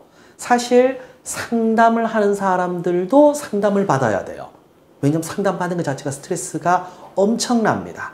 제 동료 강사 중에 한 친구는 공감 능력이 굉장히 뛰어나요. 문제가 뭐냐면 상담을 하고 나면은 그 학생의 힘든 걸 그대로 떠안으려고 하니까 본인이 너무 힘든 거예요. 그래서 상담을 못 하겠대요, 요새. 근데 저는 상담을 해도 별로 스트레스 받지 않습니다. 내가 힘든 감정을 빨리 잊는 편입니다. 그래서 상담을 하더라도 힘들다는 생각을 잘 못해요. 호기심이 많다 보니까 다른 사람들의 삶에 대해서 궁금한데 그걸 그대로 다 얘기해 주잖아. 재밌어요. 두 가지 있죠. 스트레스를 받지 않는 성격, 그리고 다른 사람 삶에 대한 호기심. 이게 내가 상담을 잘할 수 있는 원동력이다. 여러분이 지원하는 직무와 관련해서 뭘 해야 됩니까? 어떠한 적성들이 있는지 그걸 얘기하고, 이걸 바탕으로 해서 끝에 꼭 붙여야죠. 잘할 수 있는 확신이 있습니다 라고 강조해야죠. 그리고 저한테 연결해서 얘기하자면은 저는 상담이 좋아요. 학생들의 용기의 원천이 되고 싶다. 요런 미사오고 하나 정도 붙여주면 더 깔끔하게 정리되겠죠. 절대 상상하지 마세요. 그러면 괜찮은 답변을 하실 수 있을 겁니다. 해커스잡 좋아요, 구독 잊지 마시고요. 꾸준히 계속해서 좋은 영상 올릴 테니까 또 검색도 잊지 마세요. 감사합니다. 오늘 합격하지 못하면 어떻게 할 거냐? 나는 오늘 떨어지는가? 머리가 복잡해집니다. 안녕하세요. 취업의 큰형 김태형입니다. 자, 면접 보다가 끝날 때쯤 되면 주로 하는 질문들이 몇 가지가 있습니다. 마지막으로 하고 싶은 말 뭐냐? 근데 만약 오늘 합격하지 못하면 어떻게 할 거냐? 이 질문을 면접 끝날 때 했다고 생각해 보세요. 머리가 복잡해집니다. 나는 오늘 떨어지는가? 내가 오늘 뭘 잘못했지? 이 생각을 해버리면 사람이 바로 부정적이 돼요. 부정적인 생각을 한 상태에서 긍정적인 답변을 할 일은 없죠. 자, 이 질문의 의도부터 파악해 보도록 합시다. 내가 뭘 잘못했지? 이걸 물어본 게 아니에요. 난 오늘 떨어지는 거야. 그 얘기도 아니야. 면접관이 어떻게 거기서 바로 불합격을 확정 지을 수 있겠어요. 채용 공고문을 보시면 서류, 필기, 면접, 비중이라는 게 있어요. 서류는 통과하면 제로 베이스, 그리고 필기 몇 퍼센트, 면접 몇 퍼센트, 그 비율이 있을 거 아니에요. 그거 합산해서 결정하지 그날 바로 결정하지는 않아요. 자, 여러분이 진짜 이 회사가 절실했고 이 회사에 대해서 확고한 목표의식을 가지고 준비했다. 그러면 이번에 떨어진다고 다시 지원 안 할 거예요. 확신을 가지고 준비해 왔지만 부족한 게 있다면 그 부족한 걸 파악하고 다시 준비하면 되겠죠. 살짝 솔직함을 가미할 필요는 있습니다. 뭐냐? 합격 못하면 힘들고 열받는 거 이 얘기는 해야 돼. 이 얘기를 아예 안 하면 너무 포장한 티가 나요. 일단 힘든 걸 살짝 이야기하고 들어가는 것도 하나의 방법이에요. 확신을 가지고 내가 부족한 부분을 보완해서 준비하겠다를 하고 뒤에 살짝 솔직히 저만의 시간을 갖거나 좀 여행이라도 가보고 싶습니다. 이런 얘기를 살짝 붙이는 요 구성도 괜찮겠죠. 그건 여러분이 마음대로 선택하셔도 되는데 잊지 마세요. 7대3 비율로 해야 됩니다. 왜 여러분들이 이 회사에 확신을 가지고 지원을 했습니까? 확고한 목표의식을 가지고 있어야겠죠. 이건 사실 지원 동기에 나와야 될 부분이에요. 직업관이에요. 회사에 대한 정확한 이해도 필요합니다. 그럴 때 확신을 갖고 지원했구나라고 판단을 하는 거지. 저는 확신을 가지고 지원했습니다. 여러분이 그걸 이야기한다고 해서 상대방에게 확신을 줄 수는 없어요. 아시겠죠? 확실한 직업관, 그리고 이 회사에 대한 정확한 이해, 내가 어떤 역할을 통해서 사회에 기여할 건지 그걸 정확하게 얘기를 해야겠죠. 내가 오늘 부족한 게 있다면 그 부족한 거를 여러분이 객관적으로 이야기를 해야 돼요. 자기 반성이 들어가야지. 저는 이 정도로 충분하다고 생각을 하고 어떤 것들을 준비하고 연습해 왔는데 오늘 면접을 통해서 제가 아직 지식적으로 많이 부족하다. 회사에 대해서, 사업에 대해서 정확하게 파악을 못하고 있다. 그리고 사람들 앞에서 발표하는 경험이 부족하다. 그걸 정확하게 짚어서 얘기해야지. 그렇게 얘기하면 내가 부족하다는 걸 자인하는 거 아니냐? 아니요. 여러분이 여러분에 대해서 성찰하는 거로 보이지 그거 얘기 안 해도 부족한 건 이미 다 알아. 그 얘기를 했을 때 여러분이 부족하다고 평가를 하는 게 아니라 얘는 자신에 대해서 성찰하고 반성하는 사람이구나. 오히려 긍정적인 걸 보여주게 되죠. 하지만 거기서 주저앉으면 안 되겠죠. 바로 용기를 낼 수 있는 이유가 뭡니까? 확고한 목표의식. 저는 좀 빨리 캐치를 했어요. 면접을 끝마치고 나오면서 바로 파악을 했던 게 면접관이 함부로 이야기하길래 저도 막말했거든요. 바로 받아쳐버렸는데 단지 시험 결과에 대해서만 평가한 게 아니라 제 진로에 대한 평가도 이미 끝냈거든요. 아, 나는 조직 생활에는 안 맞는 사람이구나. 그때 이미 아르바이트로 강의를 하고 있었기 때문에 학원 관계자가 됐던 학생이 됐던 철저하게 대등한 관계에서 대할 수 있기 때문에 저의 반골 기질이 크게 문제가 안 될 수 있는 일이라고 생각을 해서 제 진로를 강의 쪽으로 완전히 돌렸죠. 명확한 가치관이라는 걸 가지고 있기 때문에 저는 제 선택에 있어서 후회도 없고 그 선택에 대해서 이야기했을 때 다른 사람들도 아, 잘 선택했다라는 평가를 하더라고요. 여러분들이 확고한 신념을 이야기한다면 오히려 거기서 뒤집어질 수도 있는 그런 질문이 아닌가라는 생각이 드네요. 해커스잡 좋아요, 구독 잊지 마시고요. 이 면접의 기술이라고 하는 영상들 요번에 처음 보셨으면 이전 것도 한번 보세요. 재미있고 도움될 만한 내용들이 참 많을 테니까요. 아시겠죠? 여기까지 정리해봤습니다. 감사합니다. 기회만 주시면 이렇게만 얘기하지 계획이 없어요. 어느 정도 지위까지 가고 싶은가의 뜻은 안녕하세요. 취업의 큰형 김태형입니다. 오늘 질문 은근히 짓궂은 질문이 아닌가 싶네요. 보통은 입사 이후에 어떤 포부를 가지고 있냐 정도에서 끝나는데 입사 이후에 어느 지위까지 올라갈 것인가? 이 질문은 혼란스럽습니다. 문제가 뭐냐면요. 생각을 안 해봐요. 당장 입사하는 것만 생각을 하다 보니까 사실은 이 질문이 아니라 입사 후 포부를 묻더라도 단편적인 이야기를 하는 경우가 많아요. 입사 이후에 맡은 최선을 다하고 선배님 말씀 잘 듣고 열심히 일하겠다. 기회만 주시면 이렇게만 얘기하지 계획이 없어요. 때가 돼서 승진을 할 수 있는 한계가 있어요. 여러분이 구체적인 목표를 가지고 있다면은 팀장이 되고 임원이 되고 나아갈 수 있겠죠. 어느 정도 지위까지 가고 싶은가의 뜻은 너는 장기적으로 어떤 계획을 가지고 있는가? 승진은 여러분이 한 노력의 결과물이지 승진 자체가 여러분의 목표가 될 수는 없거든요. 얼마 전에 한 기업을 준비하던 학생이 이 질문에 대해서 난감해 하더라고요. 이 친구가 임원이라고 할 때 부정적인 생각을 가지고 있어요. 외숙모분이 엘모 그룹의 이사래요. 엄마 얼굴을 못 보고 컸대요. 그만큼 바쁘셨다고 합니다. 사실 기업의 임원까지 간다는 얘기는 모든 걸 다 희생을 해야 가능해요. 그러니까 엄마 얼굴을 못 볼 만큼 엄마는 일에 푹 빠져 있었고 그걸 보니까 나는 이사나 임원까지는 가기 싫은데 이 생각이 먼저 들더래요. 임원이 되든 이사가 되든 이거는 네가 어떤 계획이 있을 때 얘기고 이거를 어디까지 오를 거냐고 생각하지 말고 어떤 계획을 가지고 있냐 그걸 먼저 생각을 하라고. 그 결과물이 임원일 뿐이에요. 임원이면 어떠고 임원이 아니면 어때요? 어느 지위까지 오르고 싶은가가 아니라 입사 이후에 구체적으로 어떤 계획이 있는가 쪼개기 들어갈게요. 단기적으로는 적응을 하기 위해서 인간관계나 태도가 필요하겠죠. 중장기적으로는 5년, 10년, 20년 후에 구체적인 목표가 있어야 여러분들이 열심히 할 거 아니에요. 목표는 없지만 열심히 하겠습니다. 이건 말도 안 되는 얘기예요. 계획을 먼저 세우세요.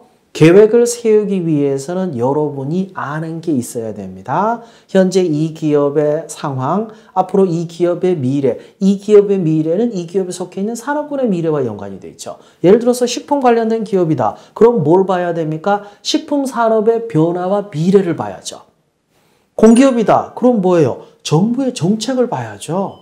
정책에 대한 방향성이 분명히 필요합니다. 자, 사기업의 경우에는 이 기업에 속해 있는 산업군의 미래를 봐야 됩니다. 예를 들어서 식품기업이에요. 식품산업의 미래를 봐야죠. 코로나 때문에 식품업계가 어떤 변화를 겪게 되고 앞으로 어떻게 될 거니까 나는 이런 계획을. 이게 들어가야죠. 공기업의 경우에는 정부 정책을 이해하는 게 먼저입니다. 정부 부처에 들어가서 정책을 보시고 그리고 공기업 홈페이지에 들어가시면 지속가능 경영보고서가 있어요. 이걸 통해서 미래 방향을 잡고 거기에서 내가 어떤 일을 구체적으로 어떻게 해서 그 결과 뭐 임원이 된다든지 뭐가 되겠다. 이렇게 얘기를 해야죠. 그거 아니고 그냥 저 임원 되고 싶습니다. 그러면 피식 웃을 거예요. 면접관들이. 아, 생각 없는 애구나. 여러분 좋아서 웃는 거 아니에요. 어이없어서 웃는 경우들이 있을 겁니다. 절대 녹록한 질문은 아닙니다. 우리는 원인이 있기 때문에 결과가 있는 거예요. 그 원인을 정확하게 제시하지 않고 결과만 제시하는 룰을 범하지 않으셨으면 하는 바람입니다. 자, 해커스잡 좋아요, 구독 잊지 마시고요. 면접의 기술 다른 영상들도 검색해 보시면 꽤 많이 도움될 겁니다. 여기까지 정리해 봤습니다. 감사합니다. 왠지 아세요? 본인만의 기준 없잖아요. 내가 무슨 기준이? 집에 급한 일이 생겼다. 회사에 급한 일이 생겼다. 어떻게 할 거냐? 안녕하세요. 취업의 큰형 김태형입니다. 오늘 질문은 일의 우선순위를 정할 때 본인만의 기준이 있는가입니다. 이 질문이 본인만의 기준이 있는가에 포커스가 맞춰지는 순간 혼란스러운 질문이 됩니다. 왠지 아세요? 본인만의 기준 없잖아요. 내가 무슨 기준이? 여러분만의 본인만의 기준이 없다는 것도 문제고, 그리고 설령 있다 하더라도 이게 보편성이 없다는 것도 문제가 있어요. 그래서 우선순위에 대해서는 본인만의 기준이 아니라 일의 우선순위 자체 보편적 기준을 먼저 생각해 봅시다. 자, 여러분뿐만 아니라 누구라도 적용되는 기준들이 몇 가지 있는데 제가 좀 예를 들어볼게요. 예를 들어서 선공후사, 공적인 게 먼저, 사적인 게 나중. 이것도 중요한 기준이죠. 그래서 뭐 예를 들어서 집에 급한 일이 생겼다, 회사에 급한 일이 생겼다, 어떻게 할 거냐. 선공후사, 저는 공적 책임을 바탕으로 또는 조직의 이익을 위해서 다수의 구성원들 모두의 이익을 위해서 회사 일을 하기 때문에 이 공적인 게 먼저입니다. 그 다음에 사적인 부분에 대해서는 처리하겠습니다. 이렇게 기준을 제시하고 접근하는 방법이 있죠. 또 공익을 우선시하는 것도 하나의 방법이기도 합니다. 공기업의 경우에는 공익이 당연히 우선시돼야죠. 근데 오해하면 안 되는 게 사기업이라 하더라도 회사 이익이 우선시되는 건 맞지만 공익을 헤쳐가면서 회사 이익을 추가했다. 이거는 아니에요. 근데 회사 이익이 우선시라는 건 사적인 관계보다는 회사 이익이 우선시돼야 됩니다. 자, 회사 이익에 침해될 수는 있지만 사적으로 친한 거래처 직원에게 혜택을 주기 위해서 이건 당연히 안 되는 얘기죠. 그죠? 그래서 공익을 최우선시하되 공익에 문제가 되지 않는다면 회사 이익을 우선시한다. 이런 기준들. 아니 이건 다 보편적인 기준이 아니냐고 하는데 자, 얘를 가지고 여러분만의 기준 한번 만들어 보도록 합시다. 첫 번째 공익 우선, 두 번째 선공후사, 세 번째 열정. 이 세 가지가 저의 일을 판단하고 행동을 하는 우선순위 기준입니다. 첫 번째 공익은 공기업인 경우에 공익이 최우선적인 순위겠죠. 자, 두 번째 사기업이어도 상관이 없어요. 사회에 기여하는 그런 일이 돼야 된다가 첫 번째 기준입니다. 아무리 중요한 일이라 하더라도 사회에 해를 끼치는 일이라면 당연히 해서는 안 된다고 생각합니다.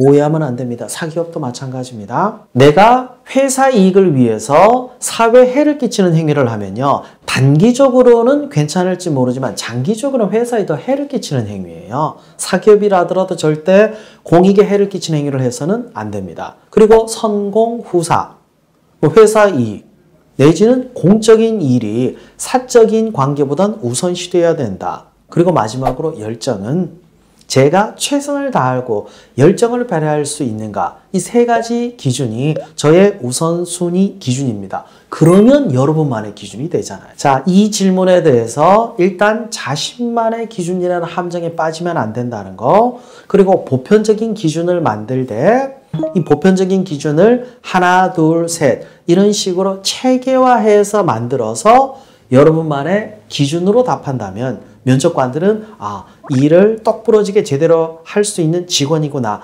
라고 평가를 하면서 여러분에게 좋은 점수를 줄 거예요. 해커스잡 좋아요, 구독 잊지 마시고요. 면접의 기술을 검색하시면 합격이 더 가까워질 겁니다. 지금까지 김태형이었습니다. 감사합니다. 안녕하세요. 취업의 큰형 김태형입니다. 오늘 질문, 뒤통수 때리는 질문이 아닐까 싶네요. 회사에 다니다가 스카우트 제의가 들어오면 어떻게 할 것인가? 상상하지 마세요. 상상하면 안 되는 질문들이 몇 가지 있죠. 요거 비슷하게 상상하면 망하는 질문 중에 하나가 로또 당첨돼도 회사에 계속 다닐 것인가? 일단 상상을 먼저 하더라고요. 로또 당첨되면은 내가 한 20억에서 30억. 그럼 굳이 직장 생활 할 필요, 왜 그 상상을 하세요? 로또 당첨 확률 800만 분의 1입니다. 여러분 입사하자마자 여러분에게 스카우트 제의 들어올 확률 빵이에요. 왠지 아세요? 입사하자마자 스카우트 제의가 왜 들어와요? 그렇게 대단한 사람들이 아닌데. 그러니까 그 상상할 필요는 없습니다. 일단 상상을 안 하셨으면 현실적으로 들어가도록 할게요. 이 질문에는 두 가지 겹쳐지는 생각이 있어요. 면접관의 생각. 첫 번째 생각은 뭐냐면 얘 거짓말하는 거 아닌가. 보통 그 생각하죠. 스카우트 제의 절대 안 갑니다. 전 이 회사를 위해서 라는 말이 솔직하게 들리지는 않을 거예요. 그죠? 자, 두 번째가 뭐냐. 내가 꼭 이 회사를 다녀야 될 이유가 있는가. 이 얘기를 제대로 하느냐 아니냐예요. 그러니까 평가하는 사람은 두 가지를 봅니다. 정리해서 얘기하자면 솔직함과 의미를 둘 다 갖춰야 됩니다. 자, 솔직함에 대해서 먼저 얘기할게요. 적어도 더 좋은 제안이 들어온다면 흔들릴 수는 있겠죠.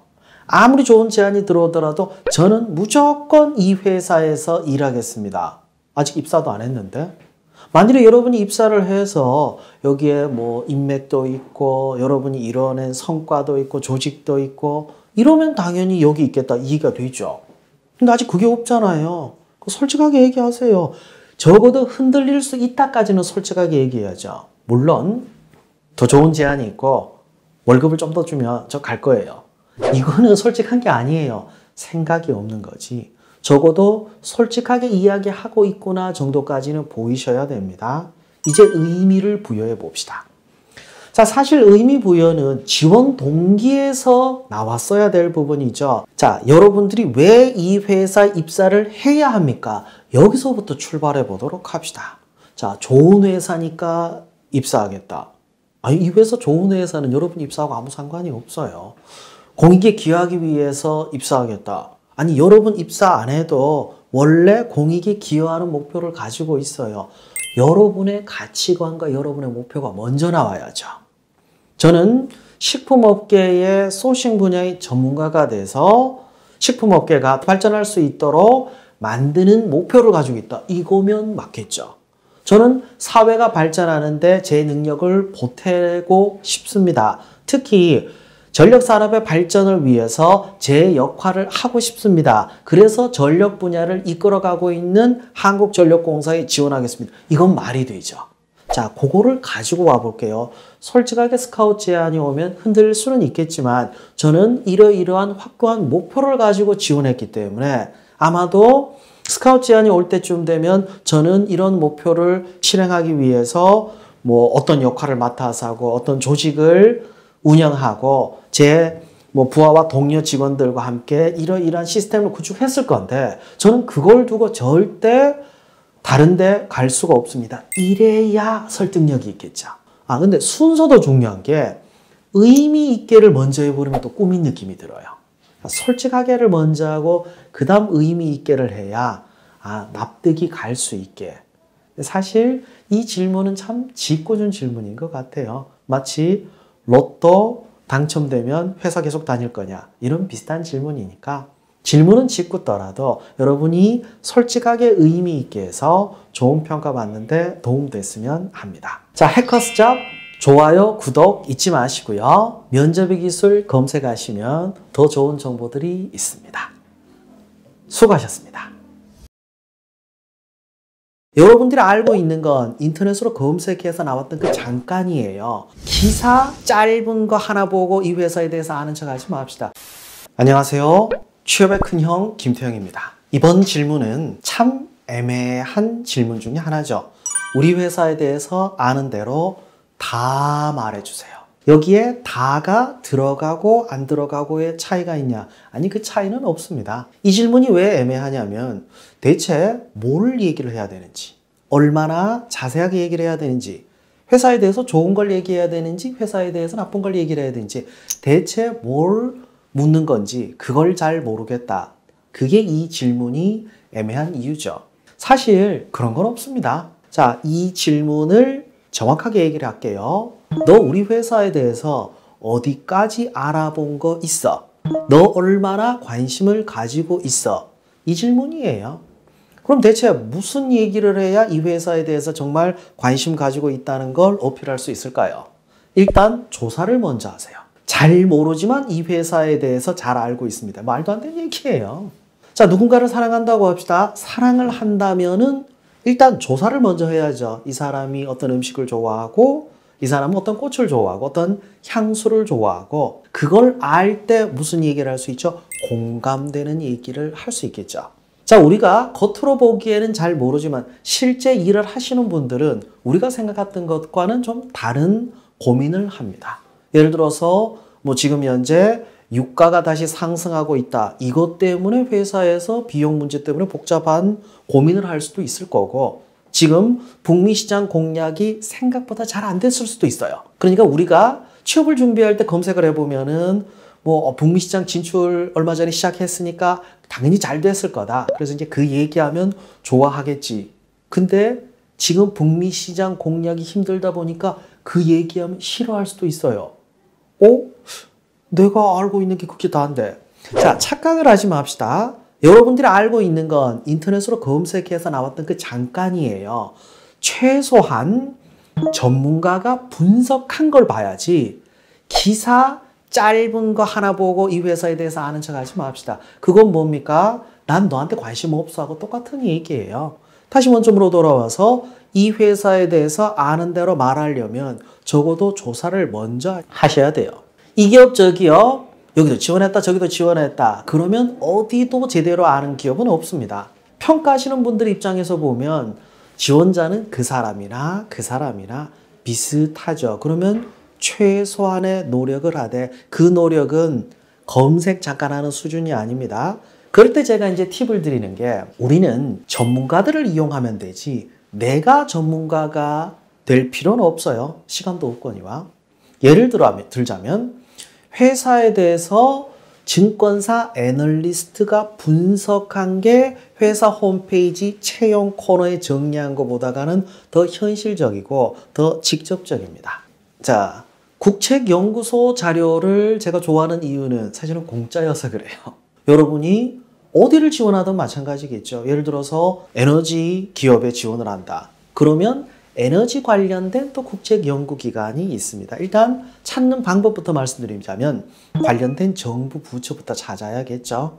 여기가 과학기술부 산하인지 기획재정부 산하인지 보건복지부 산하인지. 그러면 이제 홈페이지에 들어가면 하단에 관련된 기관들이 있어요. 거기 찾아보면 국책연구기관들이 꼭 있습니다. 이 국책연구기관은 돈 받고 정보를 파는 데가 아니에요. 국민들에게 정보를 제공하는 데다 보니까 정리를 항상 해요. 그것도 분기별로 하고 계절별로 해서 그 자료를 곱게 PDF 파일로 정리해 둡니다. 여러분은 그걸 보면 됩니다. 공기업 준비하시는 분들도 마찬가지예요. 대부분의 공공기관 산하에는 국책연구기관이 분명히 있습니다. 지금은 정보를 머릿속에 기억을 하는 시대는 아닙니다. 정보는 여러분이 잘 찾는 방법만 아시면 돼요. 그 다음 뭐합니까? 해석을 할 수 있어야죠. 자료를 하나 보면 외우려고 해요. 근데 2개 보고 3개 보다 보면은 오히려 시간이 줄어듭니다. 어떤 시간이 줄어드냐? 암기 안 해도 돼요. 기억나는 대로 대충 얘기하더라도 그게 여러분의 해석이 됩니다. 그러면 우리 회사에 대해서 아는 대로 다 말해봐라. 이 회사가 지금 처해진 상황이 어떤지, 이 회사가 어떤 사업을 해야 되는지, 이 얘기들도 자연스럽게 나올 거예요. 그럼 평가하시는 분들은 얘는 우리 회사에 대해서 정말 관심 가지고 준비했구나 라고 판단할 수밖에 없죠. 왜냐고요? 여러분 경쟁자들이 뻔한 준비를 하기 때문이죠. 반발짝만 앞서갑시다. 다른 사람보다 한 발짝 앞서가려면은 이건 너무 힘들어요. 그리고 한 발짝, 2발짝 앞서가면 여러분은 트렌드에 맞는 사람이 아닐 수도 있습니다. 딱 반발짝만 앞서가더라도 우리는 경쟁에서 충분히 이길 수 있습니다. 아시겠죠? 면접의 기술 꼭 검색해 보세요. 이런 질문들에 대한 답변들 방향만 잡더라도 여러분들이 경쟁 우위에 설 수 있죠. 그리고 해커스잡 좋아요, 구독 부탁드립니다. 감사합니다. 열심히 하는 자가 즐기는 자를 이기지 못한다라는 얘기를 하는 순간 아마 면접관들은 내가 나이가 몇 살이지 이런 생각을 할 수도 있습니다. 뻔한 건 절대 안 듣는다예요.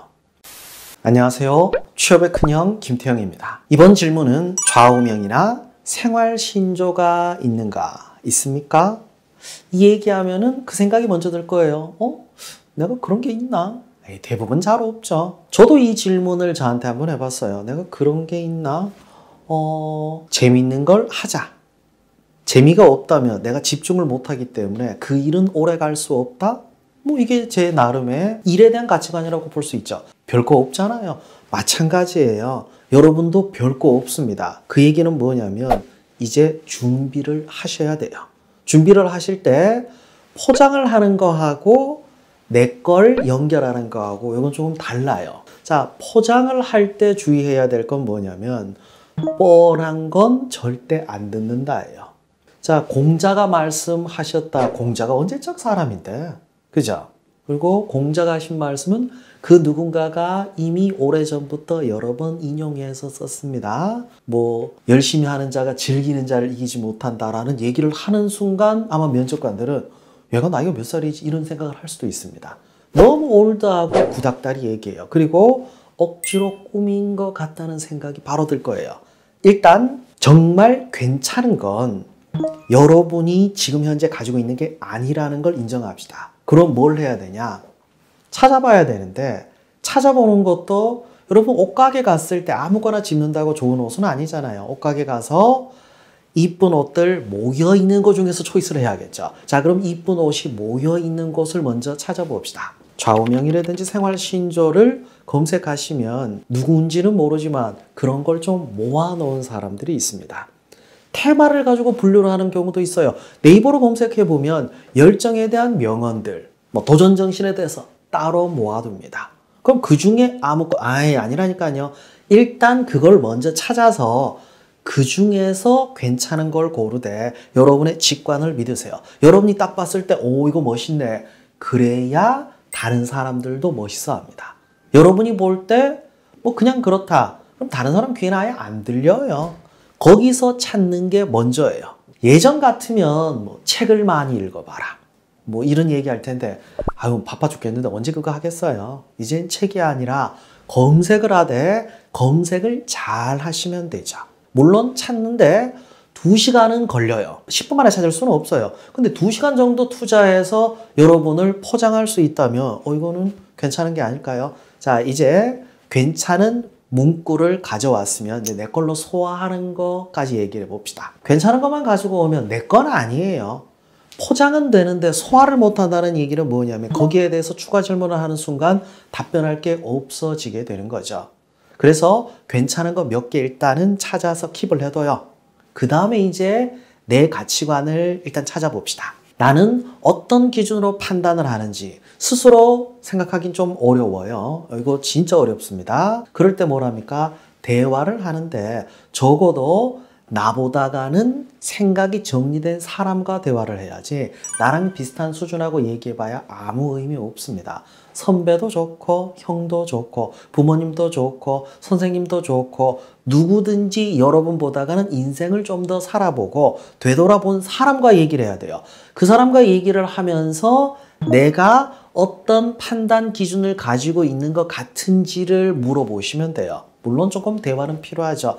1~2시간 정도면 충분해요. 특히 여러분의 가족이나 여러분을 오랫동안 봐왔던 지인들의 경우에는 1~2시간도 안 걸려요. 그냥 아는데 객관적으로 알기 때문에 그게 여러분의 가치관이에요. 없는 가치관 어설프게 꾸미지 마세요. 면접관 추가 질문 1~2개면은 바로 바닥 드러납니다. 자, 그렇게 해서 뽑아놓은 거하고 이제 여러분들이 미리 골라놓은 거 있죠? 그거 중에 연결되는 거를 찾으세요. 연결되는 게 하나는 있을 거예요. 여러분이 뽑을 때 무조건 보기 좋은 것만 뽑는 게 아니라 조금이라도 공감이 되는 걸 뽑아놨거든요. 그거를 가지고 탁 앞에서 먼저 두 갈식으로 제시하고 그 다음에 여러분의 생각을 붙여서 말씀하시면 됩니다. 도전은 두려움을 극복하는 게 아니라 내 기회를 찾아가는 길이라고 생각합니다. 방금 만든 말이에요. 근데 여러분들이 살아온 과정을 보면 힘들고 어렵다는 생각을 안 하고 난 그냥 해왔는데 그게 문제야. 뭐 그냥 도전했지. 뭐 특별한 이유 있었겠어요? 없어요. 두려움이 없으면 그냥 한 거야. 근데 그냥이라고 생활신조를 얘기할 수는 없잖아요. 그럼 방금 얘기했던 포장한 거에다가 저는 두려움 없이 그냥 무조건 도전해 왔습니다. 그럴 수 있었던 건 제 기회를 얻는다고 생각했지 무섭다는 생각을 해본 적 없기 때문입니다. 풀어서 얘기하면 바로 돼 있죠. 그 다음 뭐 붙이면 돼요? 그래서 여러분이 도전해서 성공했던 사례 하나 붙여버리면 될 거 아니에요. 이게 도발식이죠. 자, 그러면 포장도 돼 있고 여러분이 소화할 수 있는 생활신조 내지는 좌우명 만들었죠. 자, 요거 하나 만들었으면 두루두루 써먹으세요. 사실 좌우명이나 생활신조는 여러분들이 뭐 대기업을 지원하던 공기업을 지원하던 공무원을 지원하던 어디에 면접을 준비하더라도 똑같이 적용할 수 있죠. 하나만 잘 만드셔서 활용하셨으면 합니다. 여기까지 정리해봤습니다. 자, 면접의 기술 검색 꼭 하시고요. 해커스잡 좋아요, 구독도 잊지 마세요. 감사합니다. 코로나 사태에 대해서 어떻게 생각을 하는지 평면적인 답변 안 하셨으면 좋겠어요. 회사 입장에서 보자고요. 이거는 손해보는 거예요. 안녕하세요. 취업의 큰형 김태형입니다. 이번 질문은 코로나 사태에 대해서 어떻게 생각을 하는지 부담스럽다. 그죠? 일단은 이 질문에 대해서 평면적인 답변 안 하셨으면 좋겠어요. 뭐 코로나가 뭐 어떤 질병인지 코로나로 인해서 온 국민이 힘들다는 등 누구나 다 뻔히 알 것 같은 그런 질문은 절대 하지 마세요. 왜 그런지 입장을 좀 바꿔보도록 하겠습니다. 코로나 사태에 대해서 어떻게 생각하십니까? 라는 질문에는 내가 지금 코로나 때문에 우리 회사의 실적이 문제가 돼서 힘든 상황인데 넌 어떻게 생각해? 라는 질문이 깔려있다고 생각해야 돼요. 이거는 경영 환경에 대한 질문으로 해석을 하셔야지 그냥 하는 질문은 절대 아닙니다. 자, 그러면 이 당사자 입장에서 좀 보도록 합시다. 코로나로 인해서 힘든 기업들 많죠. 예를 들어서 뭐 영화관을 운영하는 기업이다. 극장에 사람이 없죠. 사람 없다 보니까 극장을 그냥 놀게 할 수 없어서 이제는 게임 좋아하는 사람들에게 대관을 해준답니다. 2시간에 10만 원이래요. 평일 낮에는. 그런 반짝이는 아이디어가. 아니 근데 회사 입장에서 보자고요. 이거는 손해보는 거예요. 손해를 보면서 이런 아이디어까지 짜내야 되는 상황인데 코로나 사태에 대해서 그렇게 쉽게 얘기해서는 안 되겠죠. 일단 코로나 사태에 대해서 거시적 관점부터 찾아보도록 합시다. 우리는 거시적 관점이 없어요. 코로나로 인해서 경제가 어떻게 바뀔지, 어떤 산업 분야가 지금은 더 나았고 어떤 산업 분야는 앞으로도 문제가 되고 백신 접종이 시작됐는데 이게 어느 정도 됐을 때 해결이 되고 정상적으로 돌아올지 우리가 알고 있는 건 아니잖아. 그러면 전문가들의 의견을 먼저 찾아보도록 합시다. 보건복지부 쪽에 있는 자료도 좋고 어떤 자료든 다 괜찮은데 어설프게 여러분이 해석하려고 하지 마시고 전문가들이 분석한 그 몇 줄을 일단 붙이세요. 붙이란 얘기가 긁어놓으란 얘기예요. 아직 해석하지 마. 붙여놓고 그 다음에 여기에 대해서 입에 좀 익어야죠. 여러분 친구들에게 코로나에 대해서 이야기할 때 뭐 해요? 뭐 누가 걸렸다던데 이런 얘기밖에 안 하잖아요. 전문가처럼 그 전문가들이 얘기한 걸 섞어서 한번 써봐요. 코로나 사태는 항공사에게는 큰 타격이라고 생각을 하는데 그렇지 않을 수도 있습니다. 왜냐하면 반도체 쪽은 오히려 더 호황을 맞았다고 해요. 반도체를 실어 나르는 게 항공기거든요. 그러니까 우리가 여행을 못 가기 때문에 항공산업이 어려워지긴 했지만 오히려 반도체가 더 많이 수출되다 보니까 화물 쪽은 더 낫대요. 그래서 매출은 줄었지만 영업이익은 오히려 증가하는 이런 일들이 일어나고 있어요. 이건 제 얘기가 아니라 애널리스트가 항공 분야에 대해서 분석한 걸 저도 보고 한 얘기예요. 내가 전문가는 아니야. 여러분도 전문가는 아니에요. 근데 이런 얘기를 어떻게 써먹냐? 저도 이제 주식에 관심을 가지고 있다 보니까 전문가들이 정리해 놓은 걸 보고 나서 그걸 대화에 섞어서 해요. 제3자들이 들으면 굉장히 잘 아는 거로 착각을 하는데 아니 뭐 그렇게 잘 알지는 않습니다. 그냥 일상의 표현이 어디 좋대던데 라고 그런 게 아니라 그 정리한 문구를 섞어서 얘기를 하다 보니까 더 정돈되기 때문에 그런 것뿐이에요. 그러면 여러분들은 코로나 사태에 대해서 어느 정도는 알고 있는, 다시 말해서 실제 일을 시켰을 때 코로나 사태에 기획을 할 수 있고 코로나 사태에 업무를 맡기더라도 이 일을 할 수 있을 것 같은 사람으로 보인다는 거죠. 이게 코로나 사태에 대해서 어떻게 생각하느냐 질문의 의도예요. 너는 경영 능력을 갖추고 있느냐? 업무 역량을 갖추고 있느냐? 이 질문이지 진짜 뭐 코로나 사태에 대해서 보고해봐 이런 질문은 아니니까요. 요거는 어디든 써먹을 수 있습니다. 주요 테마들이 있어요. 주요 테마라는 게 기업 경영에 크게 영향을 끼치는 거라면 뭐 코로나도 있었죠. 금융위기도 있었죠. 사스도 있었죠. 사회적으로 영향을 끼치는 주요 이슈에 대해서 반드시 여러분들은 정리가 되어 있어야 됩니다. 누차 강조하지만 여러분이 보고서 쓰는 거 아니에요. 전문가들이 정리한 것 중에서 해설 몇 줄을 긁어 붙여놓고 이걸 가지고 친구들과 대화하는 것만으로도 면접용은 충분합니다. 써서 외우지는 맙시다. 어차피 기억도 못할 거니까요. 자, 여기까지 취업의 큰형 김태형이었습니다. 면접의 기술 검색 꼭 하시고요. 해커스잡 좋아요, 구독은 기본이겠죠? 감사합니다. 이것도 없는 상태에서 전 이렇게 생각하는데요 라고 얘기를 해본들 면접관은 속으로 뭔 생각하냐? 그래서 어쩌라고? 안녕하세요. 취업의 큰형 김태형입니다. 이번 질문은 최근 사회 이슈와 당신의 견해를 말해보세요 라는 질문입니다. 하나 물어볼게요. 뭐 사회 이슈 말고 여러분이 관심 가지고 있는 거 뭐 있을까요? 먹방? 뭐 주식? 주식일 수도 있고 뭐 여러 가지 여러분이 관심을 갖는 이슈가 있겠죠. 자, 그 이슈를 일단 뺍시다. 빼자는 얘기가 평가하는 사람 기준으로 봐야지 여러분 기준으로 보면 안 되죠. 여러분이 생각하는 사회 이슈하고 평가하는 분의 사회 이슈는 분명히 다릅니다. 그러면 왜 다를 수밖에 없냐?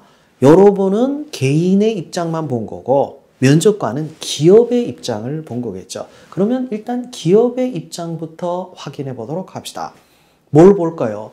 회사 홈페이지. 자, 홈페이지 보라고 하면은 꼭 채용만 보려고 하죠. 그것만 보지 말고 채용 이외에 회사 홈페이지에 있는 보도자료. 보도자료에는 회사와 관련된 뉴스만 모여 있어요. 사보도 괜찮습니다. 그 회사 직원들이 관심을 가져야 될 사회 이슈를 정리해 두거든요. 그걸 보고 나랑 관심 영역이 다르네. 이게 사회 이슈에 대한 질문의 출발점이에요. 코드 맞추기라고 얘기하겠죠. 그 회사에 일하는 사람들의 입장에서 사회 이슈를 보는 눈을 키우는 게 먼저예요. 무작정 뉴스 열심히 본다고 해결되는 거는 아닙니다. 그 다음 뭐 하냐? 그 주요 이슈와 관련해서 정리를 시작해야죠. 그 많은 이슈를 어떻게 글을 생각할 필요는 없어요. 이슈 몇 개가 안 되는 게 회사가 사업을 한 번에 여러 개를 새롭게 할 수는 없어요.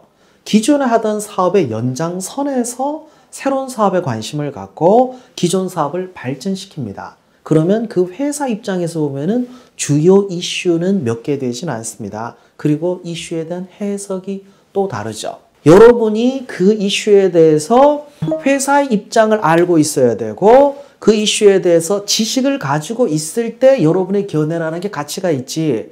이것도 없는 상태에서 전 이렇게 생각하는데요 라고 얘기를 해본들 면접관은 속으로 뭔 생각하냐? 그래서 어쩌라고? 뭔 얘기하고 싶은데? 라는 생각을 할 겁니다. 물론 면접관들이 웃으면서 얘기를 할 거예요. 속으로는 웃지는 않을 겁니다. 원래 면접관들이 그런 게 웃으면서 떨어뜨리기도 하고 인상 쓰면서 합격시키기도 합니다. 왜냐고요? 이분들은 일을 하기 때문이에요. 면접도 일이에요. 여러분들은 일 아닌 거라 생각하죠? 아니요. 면접관들은 철저하게 일을 합니다. 우리 회사에 좋은 인재를 뽑는 일을 하는 거예요. 그래서 회사가 제시한 기준들이라는 게 분명히 있죠. 그 기준이 뭡니까? 회사 입장을 이해하고 그리고 경영 환경을 해석할 수 있는 능력을 가지고 있는 사람, 이거 얘기하는 거예요. 뭐 번뜩이는 아이디어.